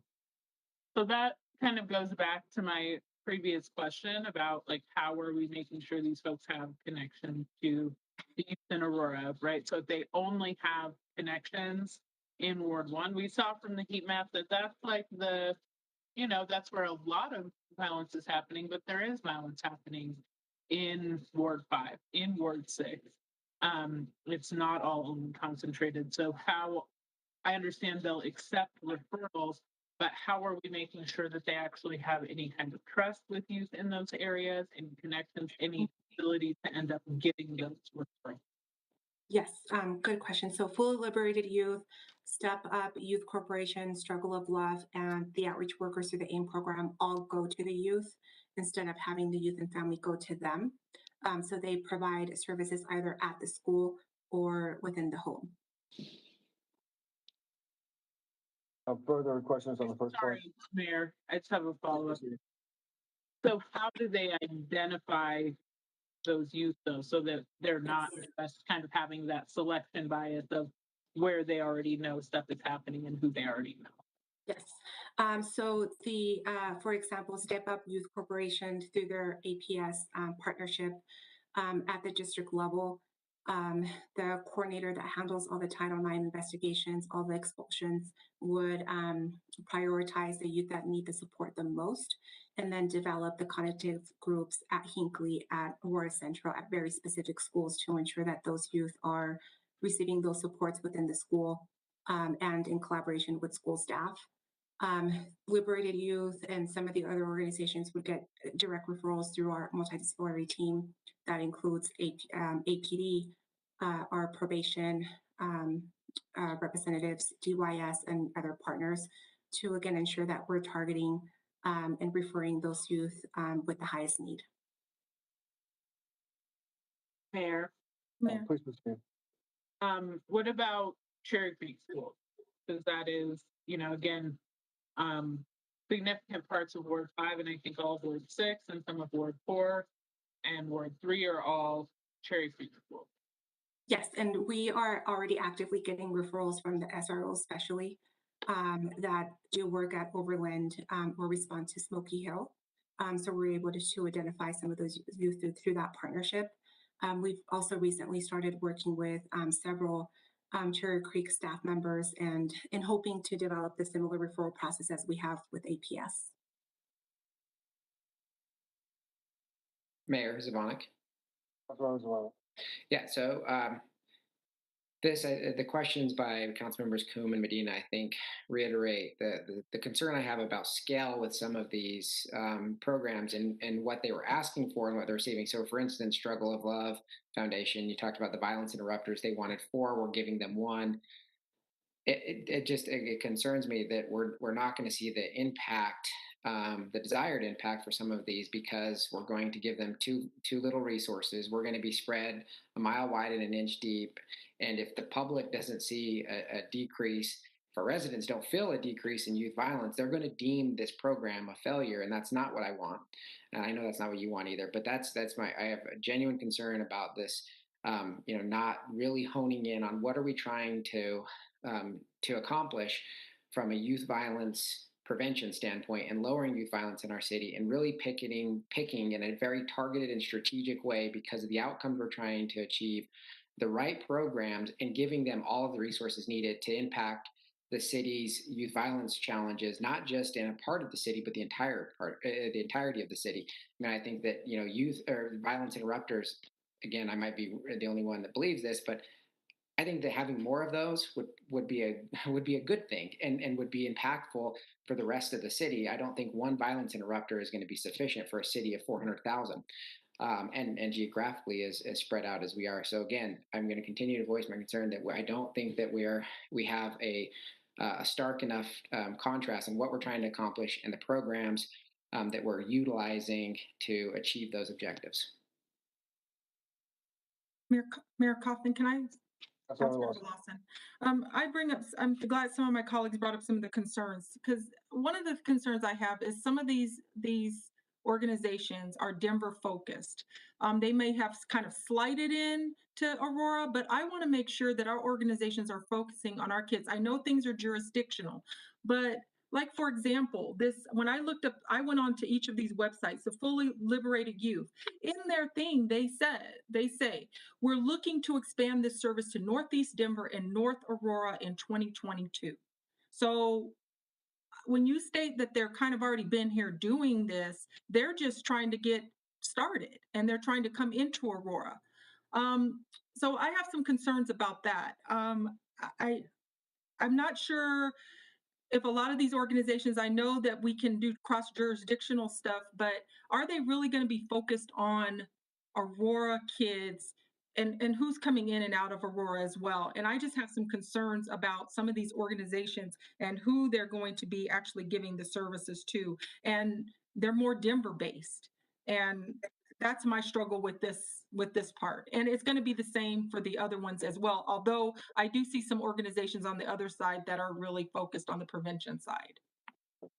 And that's something that we did take into consideration when we were reviewing the applications, and why we only recommended one of the violence interrupter is that the work of the violence interrupter will complement the work of these other organizations, to where they will work collaboratively. We're developing the Aurora Outreach Collaborative. We already have a regional tie to the Denver Outreach Collaborative, where If the Violence Interrupters identify youth that need those cognitive mental health, those individual outreach mentorship supports, we will have the organizations we can refer to do that one-on-one work to ensure that there isn't any further retaliatory behaviors and see that reduction in violent crime.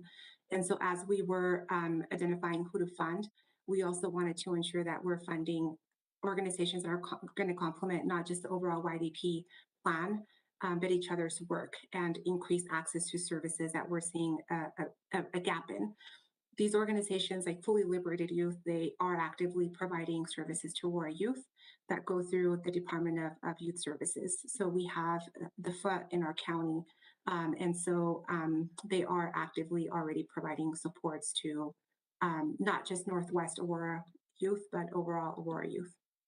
And then Mayor, it's just basically for me, what is the goal in looking at all these applications? I really didn't see a lot of like, what is the intended goal? And so again, that's where I'm struggling with a lot of these recommendations. I'm not saying they're not good organizations or they're not going to do good things, but is the impact going to be what the desired impact of what this program is supposed to be, and to reduce youth violence to some capacity and help our kids with other issues, mental health, bullying, all of these things that with helping, with our parents and so I don't know if this is exactly what I could see as cohesive or something that's everything that we need to do based on the goals of this program. So, yeah, Mayor.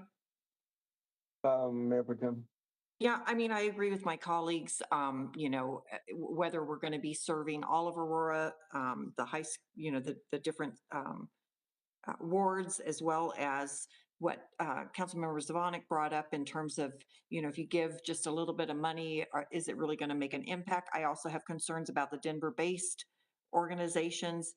Personally, there's some on here that I think are very good.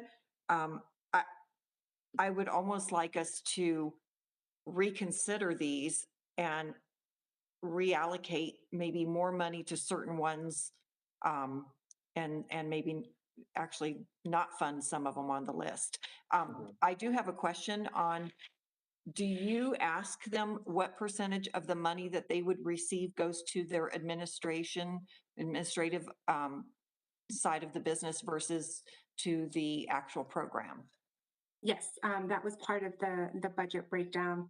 They were asked to provide a clear outline of administration costs, personnel, salary, supplies, transportation, and other. So it was broken down into different categories. And that was actually taken into consideration when you evaluated them. Correct. So, I mean, are they typically, 10% administration, 50% administration? Obviously, some of them are all 100% administration, because if it's a case manager, you're paying for the salary. The salary was separated from the administration. So the administration. Oh, well, administration includes salary normally. We wanted to ensure that we were separating it. So for example, with Fully Liberated Youth, the administration would support the clinical oversight that the management team could provide the outreach mentor. So we wanted to ensure that we were separating the salary for frontline staff versus the administrative support that they would get from their leadership. Okay. Christina, can you go through the remainder of the programs, and then I'll let people, and then we'll just have people ask any remaining questions about any of the programs Yes. or recommendations. Okay. Yes. So these organizations are prevention applications. Prevention is structured youth programming or community engagement type programming that would support allowing our youth and community access structured activities that they can engage in. So as you can see here, some of these organizations did request a significant amount of money under the intervention category, but after reviewing their application, their programming is prevention focused. So that's true for A1 boxing, for Salvation Army, and Urban Nature Impact. For the other organizations, they requested enough funding to support the resident engagement. So for example, Aurora Housing Authority is requesting $5,000 to have community engagement activities to ensure that within their properties, they have a positive activity that's accessible by their residents and their youth. They have seen an increase in violent behavior on their property, so they want to ensure that they have something positive to be offered. Aurora Public Schools is asking for some funding in support of those youth that are needing financial supports to access services or to remove the barrier around some of the financial challenges they're experiencing. Some of that money will be used to pay for sporting fees, for example, or very specific fees that would support the removal of barriers that youth and families are experiencing. We have a summer camp. We have basketball nights in partnership with parole officers, where youth that are on parole or coming back and reentering our community would be engaged in those basketball nights. And it would be a community-based organization and parole officers working together to offer those activities to ensure that they're providing ongoing supports to ensure those youth are successful as they're re-engaging back in their community.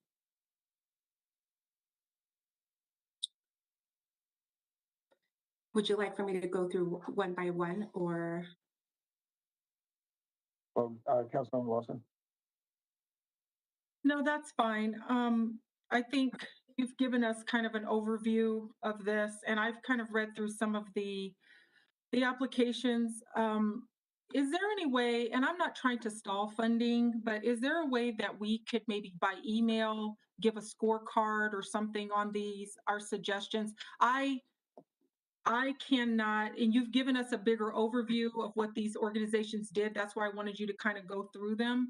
But I can't at this time support this funding that you're for these organizations. So I'm just asking, I'm putting out a proposal. It may not be accepted, to maybe have some type of email that can go out with a scorecard to all council members to maybe rank these or decide which ones they would like to move forward with. Mayor? If that's possible.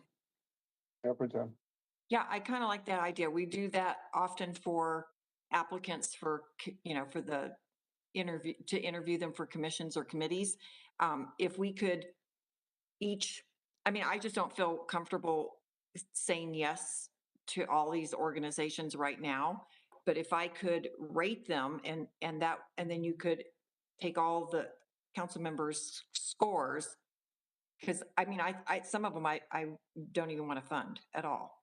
But I don't know that would make that determination, because that would just be a ranking of essentially all the programs that are supported. I think what would be if you had, well, I suppose if you did a ranking and well, I don't know. I mean, it requires 6 votes, right? For something to move forward. So Yeah. Christina, I'm not, sorry. I mean, if we could rank somebody a 0 that we don't want to give any funding to, and somebody a 5 for, I don't know if that would work. Christina, what do you suggest?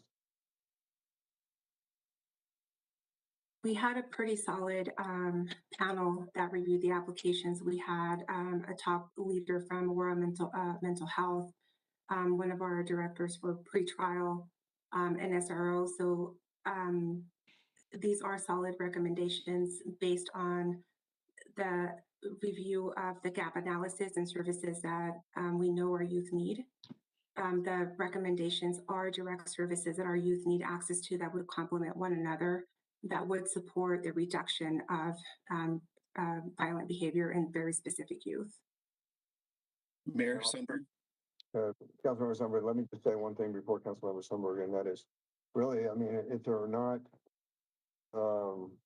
the majority of those present to move it forward, then they'll have to come back. Councilmember Sundberg.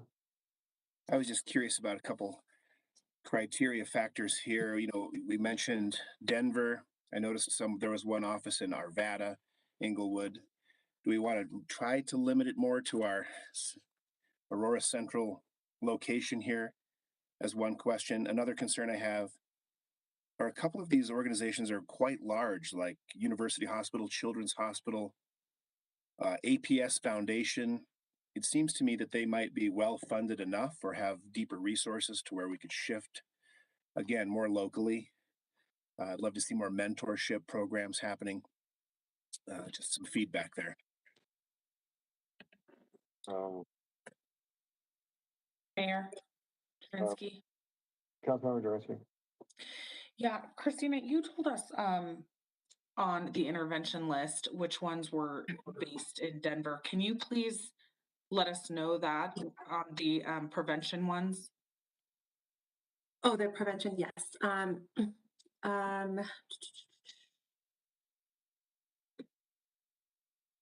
Denver Area Youth for Christ. Struggle of Love. Urban Nature Impact doesn't have a location currently. Everyone else is Aurora based. Okay. So Urban Nature Impact is actually Aurora. They did a presentation for some council members. Okay. I tell you what I'd like to do is I'm going to see what support there is for moving this forward at this time. Councilmember Mario. Is Councilmember Mario present? I believe she is. So she's also at the same conference as Councilmember Marcoma. Okay. Councilmember Sunberg. Are you for moving this forward, or do you want it to come back? Not quite yet. Okay. Councilmember Medina. I'd like it to come back as well. Okay. I see. Councilmember O'Connor is not here. Councilmember Coombs. I would like it to come back.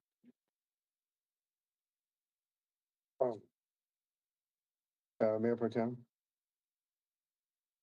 Yeah, I'm not ready. I would vote no if it was to be decided today. So I'd like it to come back. Okay. May I get my vote? I would like for it to come back. Councilmember Lawson, where are you at? I'm sorry. To come back. Thank you for acknowledging. Okay, Councilmember Gardner. I'd like it to come back as well. Councilmember Zwanek. I'd like it to come back. Councilmember Gardner. I'd like it to come back again. Okay. Mayor, this is Jessica Prosser. Just a suggestion. I think the polling piece or something for council to respond to, would it be okay if we sent something out that said yes fund, no fund, or change the amount? And we could at least go through and have council respond that way. And that way staff could come back with a amended recommendation of funding based on kind of a survey sort of in that manner. I think it's very good. Is there any objection to Jessica Prosser's recommendation? Seeing that, I'm sorry. Mayor Drinsky. Councilmember Drinsky. So I don't oppose, but I didn't get a chance to vote, and I would just like to say I would also like to see it. I would just like to say that I would also like to see it come back, and rather than continue to have staff guess what it is that we want while kids are still out there and there's daily shootings going on, I would ask please that we just take a poll and just give staff some direction of what we would like to do here. Okay. Mayor Zvonek. Councilmember Zvonek. I'm fine with what Jessica said, but again, I really would want to see, in order to determine which programs we want to fund and at what level, I really need to know what it is that we're trying to accomplish. Like, what are those goals that we're trying to see? Otherwise, it's like getting into a car to drive to an unknown destination. We don't, I know that we're trying to reduce youth violence and that should be the goal.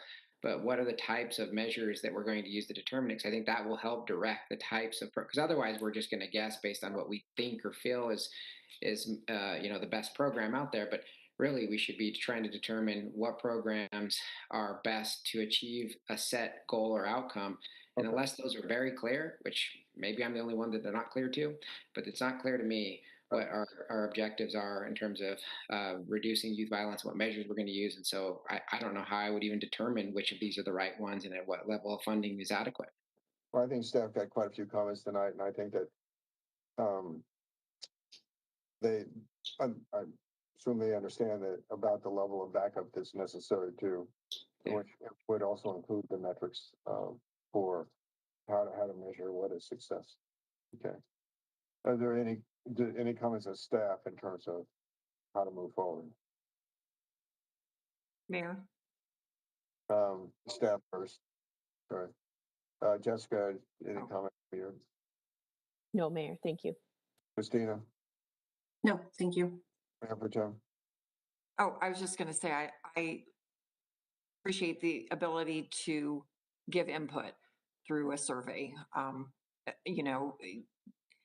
I appreciate that there was a committee that came up with recommendations, but ultimately it is council's decision. And so I think at least having our input individually will help guide you in the next presentation. So here's a question: procedurally, how to move forward? Does this then require to go to another study session, or does staff take the recommendations by council, aggregate them, and come forward with the final proposal at a regular meeting?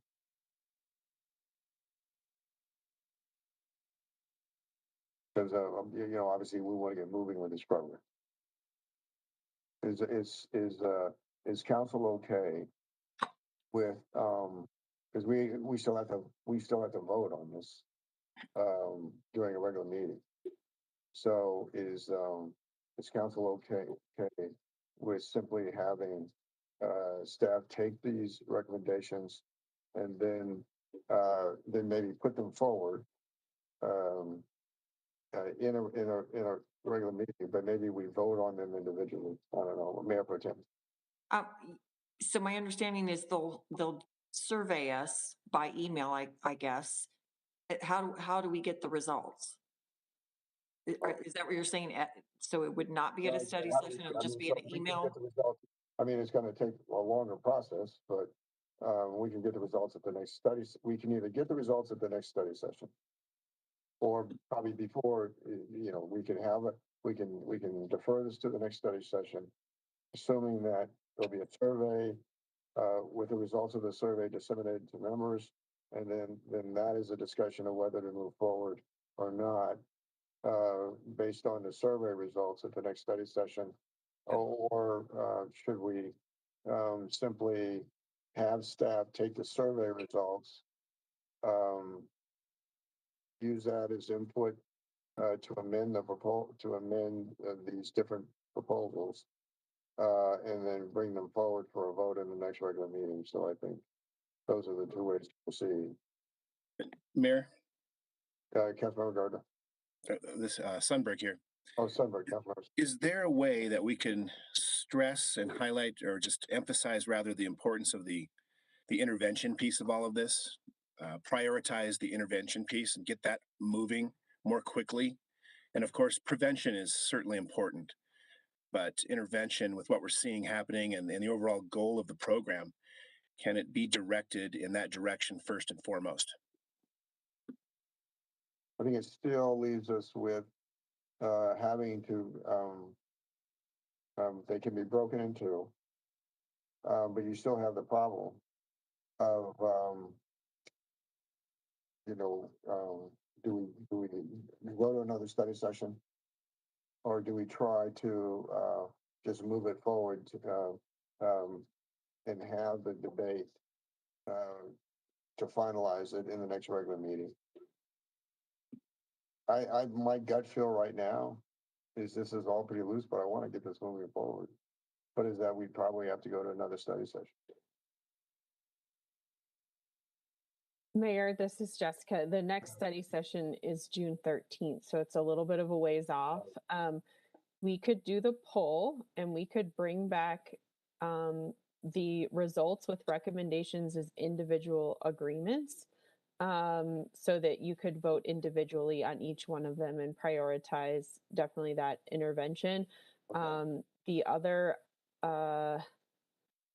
yeah, 13th is a ways out. We probably have a policy committee before that, but it would need to come back to a full study session. So that would be an alternative. Otherwise, we would bring back the results and recommendations on June 13th. What's your preference? Jessica?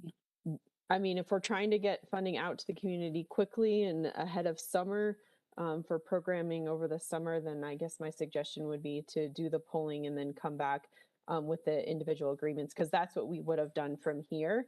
We would have brought each individual agreement back that needed council approval back to council. The prevention ones that are the lower amounts of $10,000, those would not require council approval, but we would want to make sure council was in agreement on them. And then we would just go ahead and create those agreements. Anything over the threshold would then come back to council. Okay, so we're gonna move forward the intervention piece first. I'm sorry, Jessica, can you clarify that for me? So how about this? We could bring back the intervention pieces as individual agreements to a regular meeting to be voted upon individually. And we can bring back the recommendations for prevention to the study session on June 13th. Okay, is there any objection to that? And that's the direction, thank you. See, the time is now 8:36. We'll stand. Council will stand in recess until 8:41. Mayor, Yeah. possibility to get a 10-minute break? Okay. I don't want to eat in front of everybody. Time is now 8:36. We'll stand in recess until 8:46. Thank you.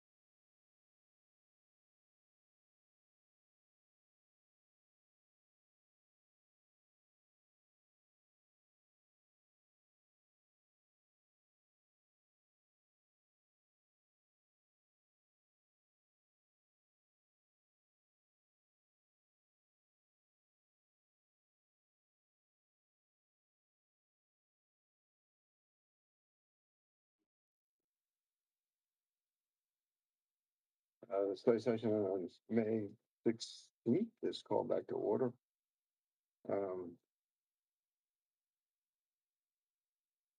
Item number 3M, shelter options in safe outdoor spaces. Mayor Pro Tem Bergen. Thank you, Mayor.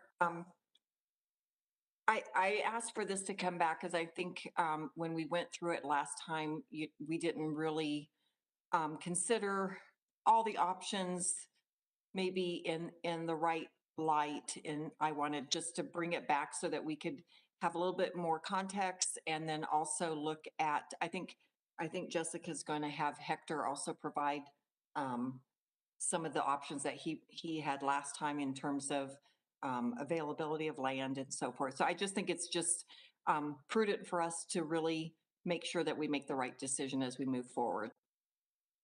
Let me say this before we proceed, and that is Mayor Pro Tem and I went to see two facilities that are currently set up on a 24-hour to provide homeless services on a 24-hour basis. So the staffing up requirement is really minimal in comparison to the day resource center. So that was the consideration. So the consideration, I think there were two considerations that I looked at today when we went to the Salvation Army and we went to Restoration Christian Fellowship, was that would it be quicker, in fact, to say if it's pallet homes and tents as a temporary measure, would it be quicker to set those up than it would be to do all the upgrades that are required in the day resource center? So, and then of course the other consideration was what I mentioned was that the day resource center is only it's set up to staff up on a 24-hour basis during inclement weather. So it's more difficult for that facility to make the adjustment. So, Jessica. Thank you. Good evening, Mayor and Council. Jessica Presser, Director of Housing and Community Services. As Mayor Pro Tem and the Mayor have mentioned, looking at some of the other options that were previously presented a couple of months ago. Emma, if you can switch the display settings, swap it out for the presentation. So tonight we just wanted to go through the option for safe outdoor spaces again, and look at the option of adding to our existing safe outdoor spaces or creating a new safe outdoor space. Today, and upon having some conversations with Salvation Army, the operator of those sites, we think there's some feasibility to adding some to the existing sites, which would create a shelter option in a quicker and cheaper manner. We also have Kristen, a representative from the Salvation Army, on the call tonight if we have any specific questions. So Emma, if you want to head over to slide 3, that'd be great. We here did a breakdown just to have the side-by-side costs, and we can go through again kind of what happens at the pallet shelter safe outdoor spaces, what some of the outcomes and data have been in the past almost year that we've had those set up. So we have the first column, cost to create a new safe outdoor space. This again does not have necessarily the land costs built into that if we needed to purchase a piece of property. The next two columns are adding pallet shelters to the existing safe outdoor spaces that we have, both at Restoration Christian Ministries. We feel confident that we can add 15 pallets there. The pallets can have up to 2 people in each of them. And then at the existing safe outdoor space at the Salvation Army warehouse site, probably around 10 could be added over there. So in this, these two columns, we have just the cost to add additional staff to those sites. We already do have staff there 24/7, but adding additional people would require additional staffing as well, and then just the price comparison to the day resource center. So if we added those two middle columns together, we'd be at about $1 million of infrastructure plus the annual operating ongoing costs.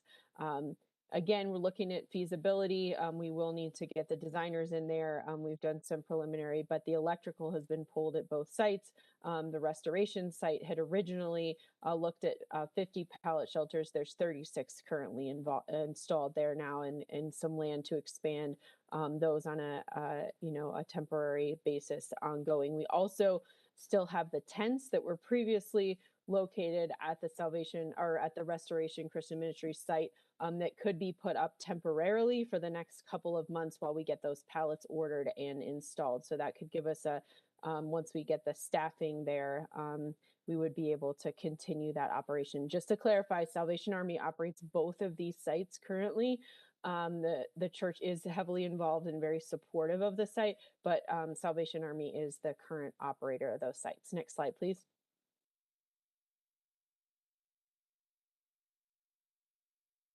So the next slide goes through what happens at the Safe Outdoor Spaces.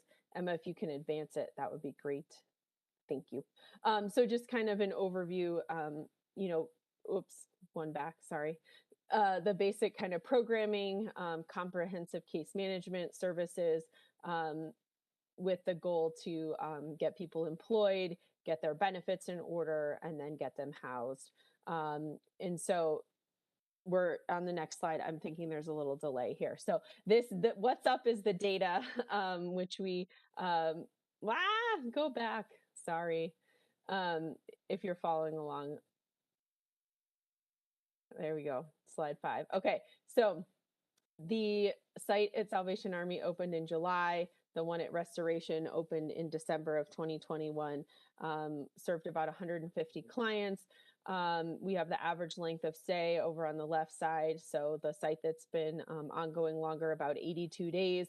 In talking with Salvation Army today, it takes about 30 days to get documents in play, get people connected to the benefit services, and then start, really working on getting them employed so they have some income to work on getting housed. So almost 50% of the people that have come through the program have gotten employed. I think that's a really fabulous number.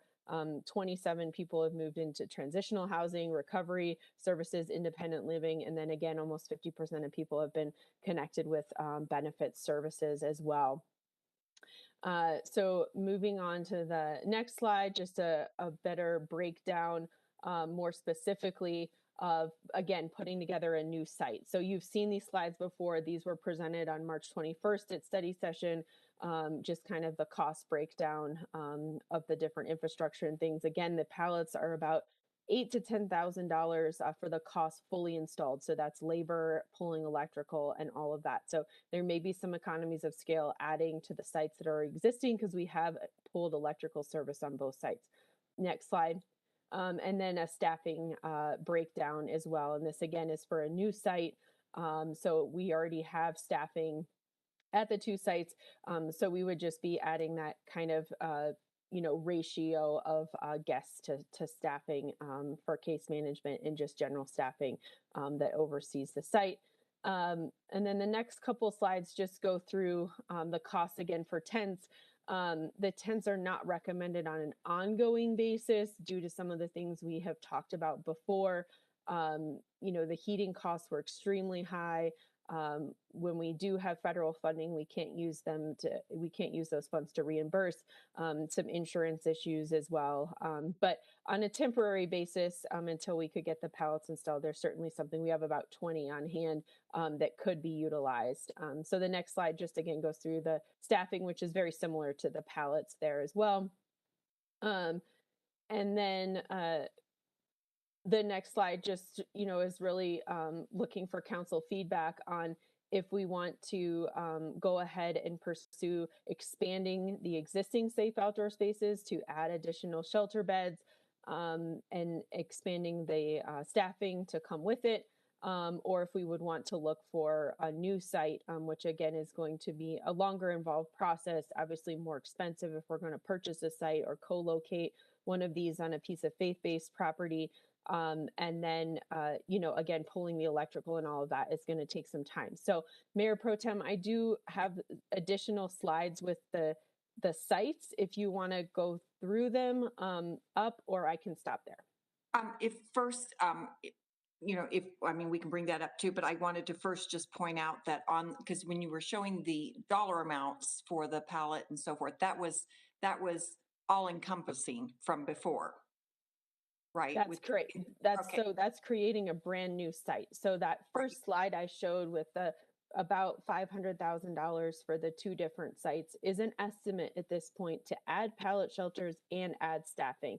So it would be the infrastructure cost plus an annual staffing in supply cost. Okay, so about 500,000 for both Restoration Church and Salvation Army site. And at the Salvation Army site, you said they could add about 10 pallet homes, and at the Restoration Church, about 15 pallet homes. I just want to say that, in touring it today, obviously the statistics that you just showed with the employment, 46% were able to get employment, and then also those that were able to get into transitional housing. That was very impressive. I did not expect that kind of outcome. So I was very pleased about that.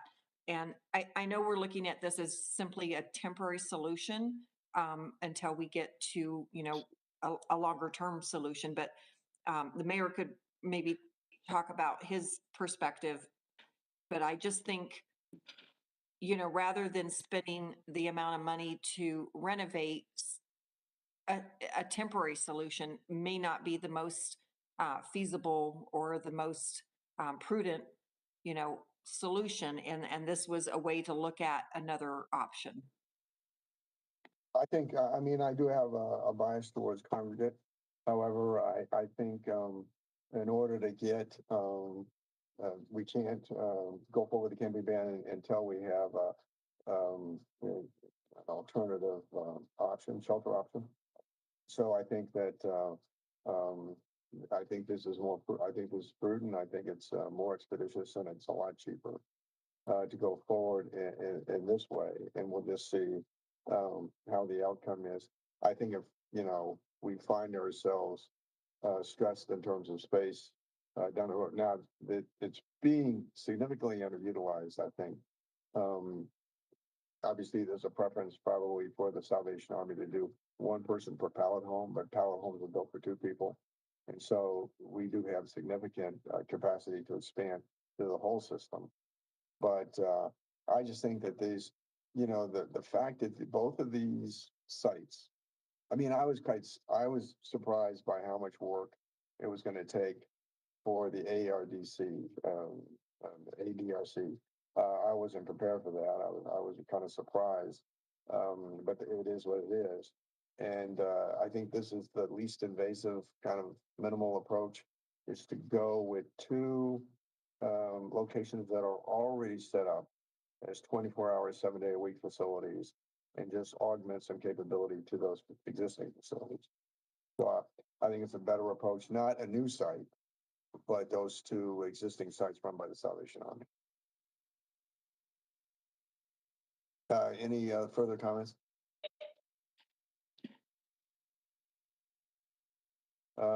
Is there any objection to moving forward with augmenting capability, principally using pallet homes, but then using tents as an interim solution before the pallet homes can be set up at those two sites and not a new site, or not the ADRC?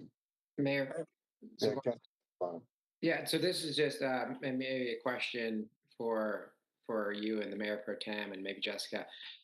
I'm for this idea if it really is a bridge towards a longer term solution. And I think so. We're going to talk about, I assume we're going to talk about that next, but and I know that I think there's some consensus, or maybe I shouldn't say that, but that the ARDC is not that long term solution. So are we going to talk about what those are? Because I think that would be, my support for this type of, because I agree with your what you said about my bias is towards the congregate option. But in the short term, if this helps us to get people off the side of the roads and clean up the encampments, which we've said is a public safety and health issue, great. But what's that long-term solution? I think that's the next question.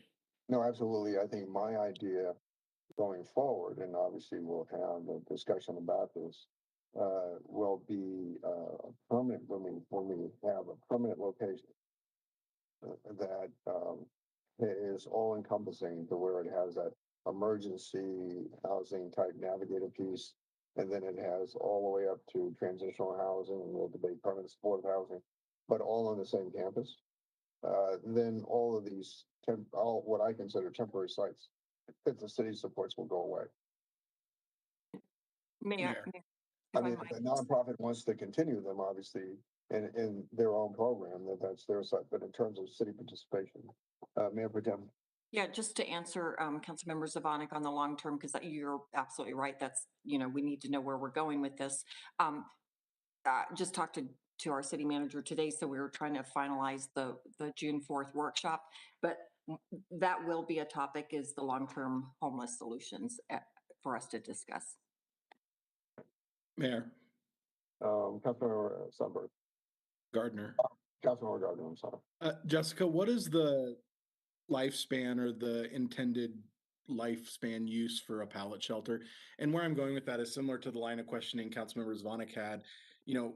We have continued over the last several years, especially through COVID, used money for temporary solutions, camping,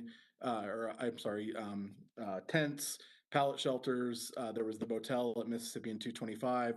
At this point, had we pulled that money together, I feel like we could be pretty close to a long-term permanent solution. And my concern is, frankly, with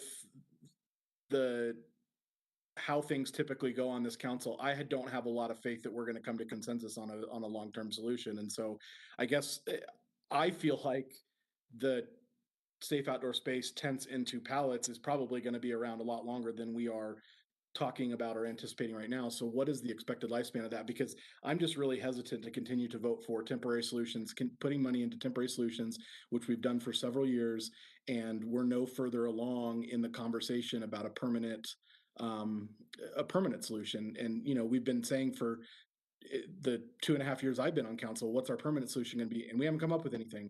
And I don't think that's staff's fault. I think that's council's fault, because there's 10 different opinions of what that's going to look like. But I feel like the tents into the pallet shelter is going to be around for a lot longer. So I'm curious, what is their lifespan or intended use or whatever? Councilmember Gardner, the warranty period is 10 years. Again, they're made out of RV type of equipment, so they're able to withstand pretty well, but they are warranted at 10 years. So, in terms of, will we use them that long? I hope not. I do hope we're moving towards a more permanent solution. But in the instances that they would be needed or needed for a different type of disaster in the community, we would have them available, and that is the warranty period. Like I said, we have, that's what ARPA dollars are for, a permanent solution, and we will be applying for state participation, which is allocating $200 million towards permanent solutions in terms of capital construction. Mayor. Councilmember Gardner. So the money that's available that we are proposing to use for these programs, could that be put towards motel vouchers? Jessica. Councilmember Gardner, it could. Again, the wraparound or the sort of staffing and services would still need to be provided to get to those outcomes. So yes, it could. We could have sort of a block of rooms or a hotel serving that purpose. These have been very effective with folks transitioning out of encampment. So I will say that. But yes, it could go towards hotel use. Mayor. Mayor Pro Tem. Yeah, and everybody has valid concerns about where we're gonna, how we're spending the money, and whether the money should be better spent on long term. But as the mayor said, we're going to be leveraging monies from the state.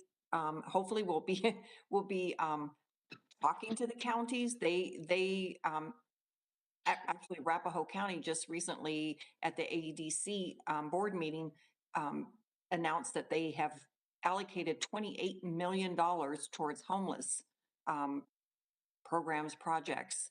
And I don't know exactly what that means, but we certainly should be talking to the counties as well as to the state in terms of those long-term solutions.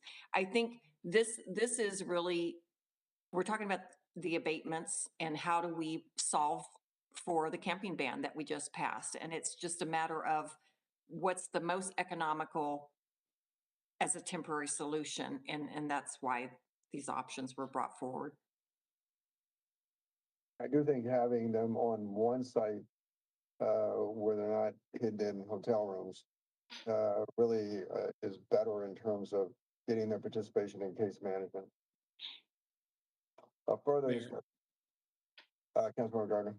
Yeah, I mean, I appreciate that social services are a responsibility of the county, but we are having this conversation because of the ordinance that we passed, which, you know, I supported, but we can't say we passed this ordinance and then say it's the county's responsibility to take care of homelessness.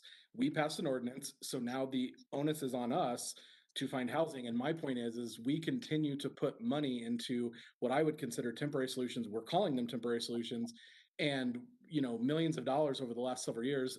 I understand it was COVID relief, ARPA money, whatever the source was.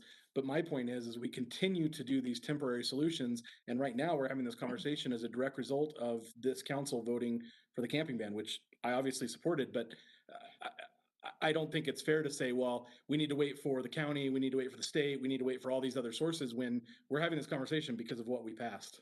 Sure. Councilmember Gardner, this is not related to, it's two separate issues. You're conflating them into one. One is the temporary solution, and the other one is a permanent solution. And you've clearly followed what the legislature's done in terms of the $200 million that they've appropriated for capital construction. You're familiar with the fact that we're going to be participating with the state, although the preponderance of the money will come from them, and I think some from the county, to do what is it? What is that campus called? The Aurora Mental Health or the Ridgeview. So Ridgeview Academy, that will be done on a long-term permanent basis. And so we have the ability to draw down dollars, not for a temporary, but for a permanent solution. And the Mayor Pro Tem has put on the workshop the discussion about and the way forward on the permanent ones. And we've already had briefings on permanent versus temporary. So we don't have the money unilaterally, even with our ARPA dollars, I think, to do the kind of permanent facility that we would like to do. So it will take participation from the county and from the state. But we've been having two separate discussions for a very long time. One being temporary, and the other one being permanent. Mayor Pro Tem. Well, I mean, it comes down to either we're going to support putting $2.65 million on the Anschutz campus for a temporary solution, or this was the other option. So, I mean, it's everybody's choice. If we want to go ahead and invest that kind of money, you know, on a temporary solution, I mean, that's everyone's prerogative. I don't think it's economical. But this is a temporary solution. What you're saying, Mayor Pro Tem, is it's obviously more cost effective to do go with the Salvation Army. Right, and I was never a big proponent of pallet homes, if you look back at previous meetings, but after looking at it today, there are supportive services that I guess maybe I was just not aware of in terms of the Salvation Army, getting people employment, getting them, they do have case managers. They do try to help people with, you know, I asked about substance abuse even to one of the staff members today, and he told me they work with a number of different organizations that provide substance abuse treatment. So some of the people that are, you know, in the pallet homes are getting that treatment and are moving on to, you know, different resources and transitional housing. So I just thought it was probably a good way to not spend a ton of money since we're looking at a long-term solution. Okay, further discussion. Councilmember Gardner. Yeah, I think that's somewhat of a, well, yes, I understand the question in front of us is expanding the operations at the ADRC or looking at tents into shelter or into pallet shelters. But I certainly understand the difference between temporary and long-term solutions. My point is, we have continued to say for years, we need to come up with long-term solution. And I so far haven't seen anything. And so if there are those conversations happening, frankly, they should have been part of this conversation. They should have been part of this presentation. Because again, I feel uncomfortable continuing to put money into temporary solutions when we don't have a plan that I have seen or voted on for what our long-term solution is going to be. I understand it's coming, or we've been saying for 2.5 years that it's coming, but it still hasn't come forward. I haven't seen the plan. And frankly, like I said before, I'm not sure that this council can get to 6 votes for anything like that. So I understand the 2 separate issues, temporary versus permanent, but I want to see a comprehensive presentation of what our temporary solution is and what our long-term solution is. And I don't know what that is. Further discussion. Mayor Pro Tem. The other, yes, we've been talking about this for a long time. I've been on council for 7 years, and what started out as a 3-year contract for homeless services turned into 4 years, turned into permanent. And we have never had ARPA monies. We've never had the money that's coming into the state before. So it is a very different scenario because we now have an opportunity to leverage resources that we never had in the past for a good permanent solution. Further discussion. Seeing none, is there any opposition to moving forward with a proposal of expanding the capacity at both sites that are run by the Salvation Army? One on the Salvation Army site itself on 33rd, I believe 33rd Street, and in the vicinity of 33rd Street in Peoria, and the other one in the vicinity of Chambers and 6th Avenue that is on property of Restoration Christian Fellowship. Is there opposition for that moving forward? I see no opposition, that will move forward. Let's see. Okay, MOU with Adams County regarding homelessness. Thank you, Mayor. This is me again. So last summer, the Adams County municipalities, along with city managers and staff, began meeting on the topic of homelessness, understanding strengths and gaps across the county. As we all know, Aurora has a portion in Adams County, and a lot of our homelessness services to date are in that part of Aurora. And so we've participated in this working group. This MOU is really, it's kind of lofty intent statements. There's no monetary ties to it. Again, it's something to be set up prior to some of the ARPA funding coming out from the state, so we can leverage funds. Again, it looks at data sharing across the county to better understand the issues and solutions around it, and really just sort of a commitment from the different county commissioners and different city councils to work together, on solutions related to homelessness. And so Adams County felt it important to bring this IGA forward to each of the different jurisdictions throughout the county. So we're not the first to approve this. Other jurisdictions have already gone before us. But again, just kind of a working group. Adams County has preliminarily offered $5 million of their ARPA funds to be part of the local match for state funding to build a new facility. Arapahoe County has done the same so far. We have a similar setup in Arapahoe County, working with the other jurisdictions as well. And so this is just our commitment to collaborate across the county and work together on solutions and leveraging funding. That's all I have. Questions of staff? Mayor Zvonek. Councilmember Zvonek. I assume, Jessica, that this will help create some transparency when there are nonprofits that are applying for grants across multiple jurisdictions and have potentially awarded money. And I know that this, or at least it's brought to my attention, that this recently happened with the Colfax Community Networks building, where they requested $2 million from us, and I believe $1.7 million from Adams County. And it sounds like they are awarded both.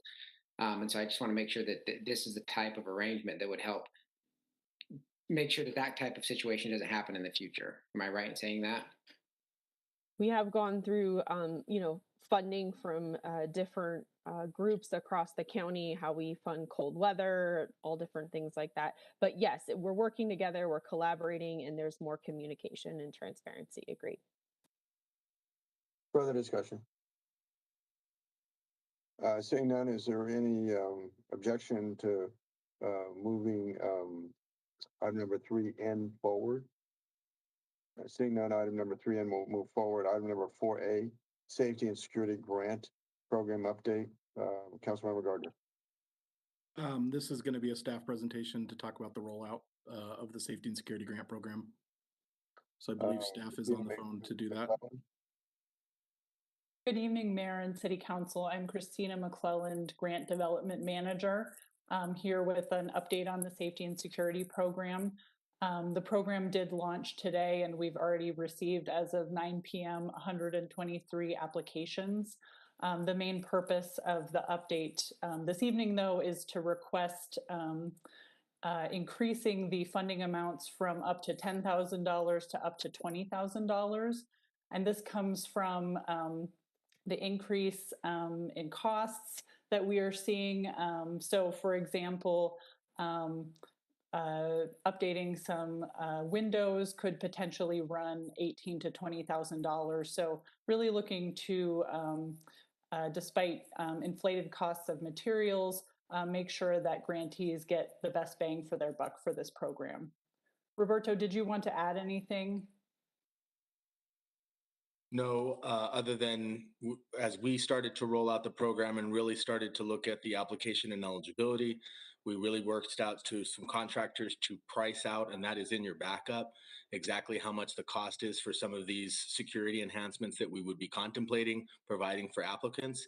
And as you see that pricing, we really wanted to make sure for a typical business, they would be able, as Christina mentioned, to be able to really leverage it to make the improvements. If we capped it at $10,000, we can still do that, certainly, and move forward if council does not want to add. But if we had a little bit more money, we thought we'd be able to provide more security enhancements based on their application.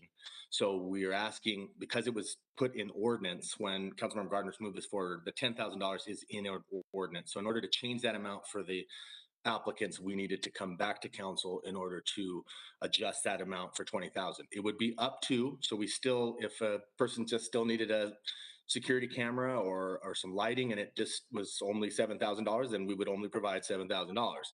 But this would allow us some flexibility with applicants to be able to better meet their needs if they could not pay for those dollar amounts. So that is the ask of the council. Questions? Mayor. Councilmember Gardner. Yeah, I'm supportive of this. You know, when we first started talking about this back in November, December timeframe, we were in one position, but obviously everyone on this call knows over the last 5+ months, we've experienced significant inflation in this country that's impacting both the cost of materials and labor. And so I think in order to make the amount available to businesses enough to make a difference, increasing to $20,000 is a reasonable ask. Mayor. Drinsky. Councilmember Drinsky. Yeah, so I'm also in favor of this increase to $20,000, but if today was the first day, this was the rollout of this program, and this is the first day, and we got 123 applications, that's right around 2.5 million right there of the 3 million that we allocated for this program. So I think that if we're talking about upping this to $20,000, I think we also need to be talking about possibly adding a little more to this fund, since in one day, it's almost gone. And that really shows the need from our business community to feel safe. Mayor, can I address that? Mr. Roberto. Mr. Roberto. Thank you, Mayor. Absolutely, Councilmember Drinsky, and I think during, if folks on the council who recall during the CARES time, we really we're building it as we go and seeing what the demand was. We weren't really quite sure. And so now that we go out, we'll have the opportunity to do the application process, check eligibility, and we'll get a good number, and we'll be able to come back to council to get the requested amount. And if there's an adjustment, which we did during the care cycles, if we recall, we adjusted those amounts, did new cycles depending on demand and need. But until we rolled this out, we weren't really sure what we would get on demand. Now that we'll have those numbers, we certainly can come back to council, provide them. And if we want adjustments, if you wanted to provide additional ARPA dollars, you have that flexibility. We certainly could open it up for another round or just continue accepting applications. As it stands now, as you recall, the program is set as a first come, first serve until the money runs out. So if we're seeing demand beyond that, we certainly will come back to council to expand the program or make adjustments to accommodate other businesses and nonprofits. Further Mayor discussion. Kerensky. Roberto, do you know what the breakdown is? Because we did allocate 500,000 of this 3 million to the Colfax corridor. Can you give me a breakdown? This 123 applications, how much of that is out of that 500,000, and then how much of that is out of the other 2.5 million?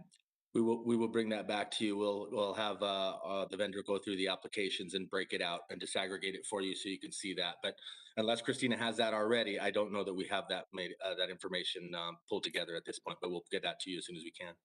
Okay, thank you. Sure. Further discussion. Questions of staff. Seeing none. Thank you, Aurora. Further discussion. Seeing none. Question before us is whether or not to move 4A forward. Is there any objection to moving 4A forward? Seeing none, 4A will move forward. 5A, proposal to create a new ad hoc committee to review the Aurora City Charter. Councilmember Coombs.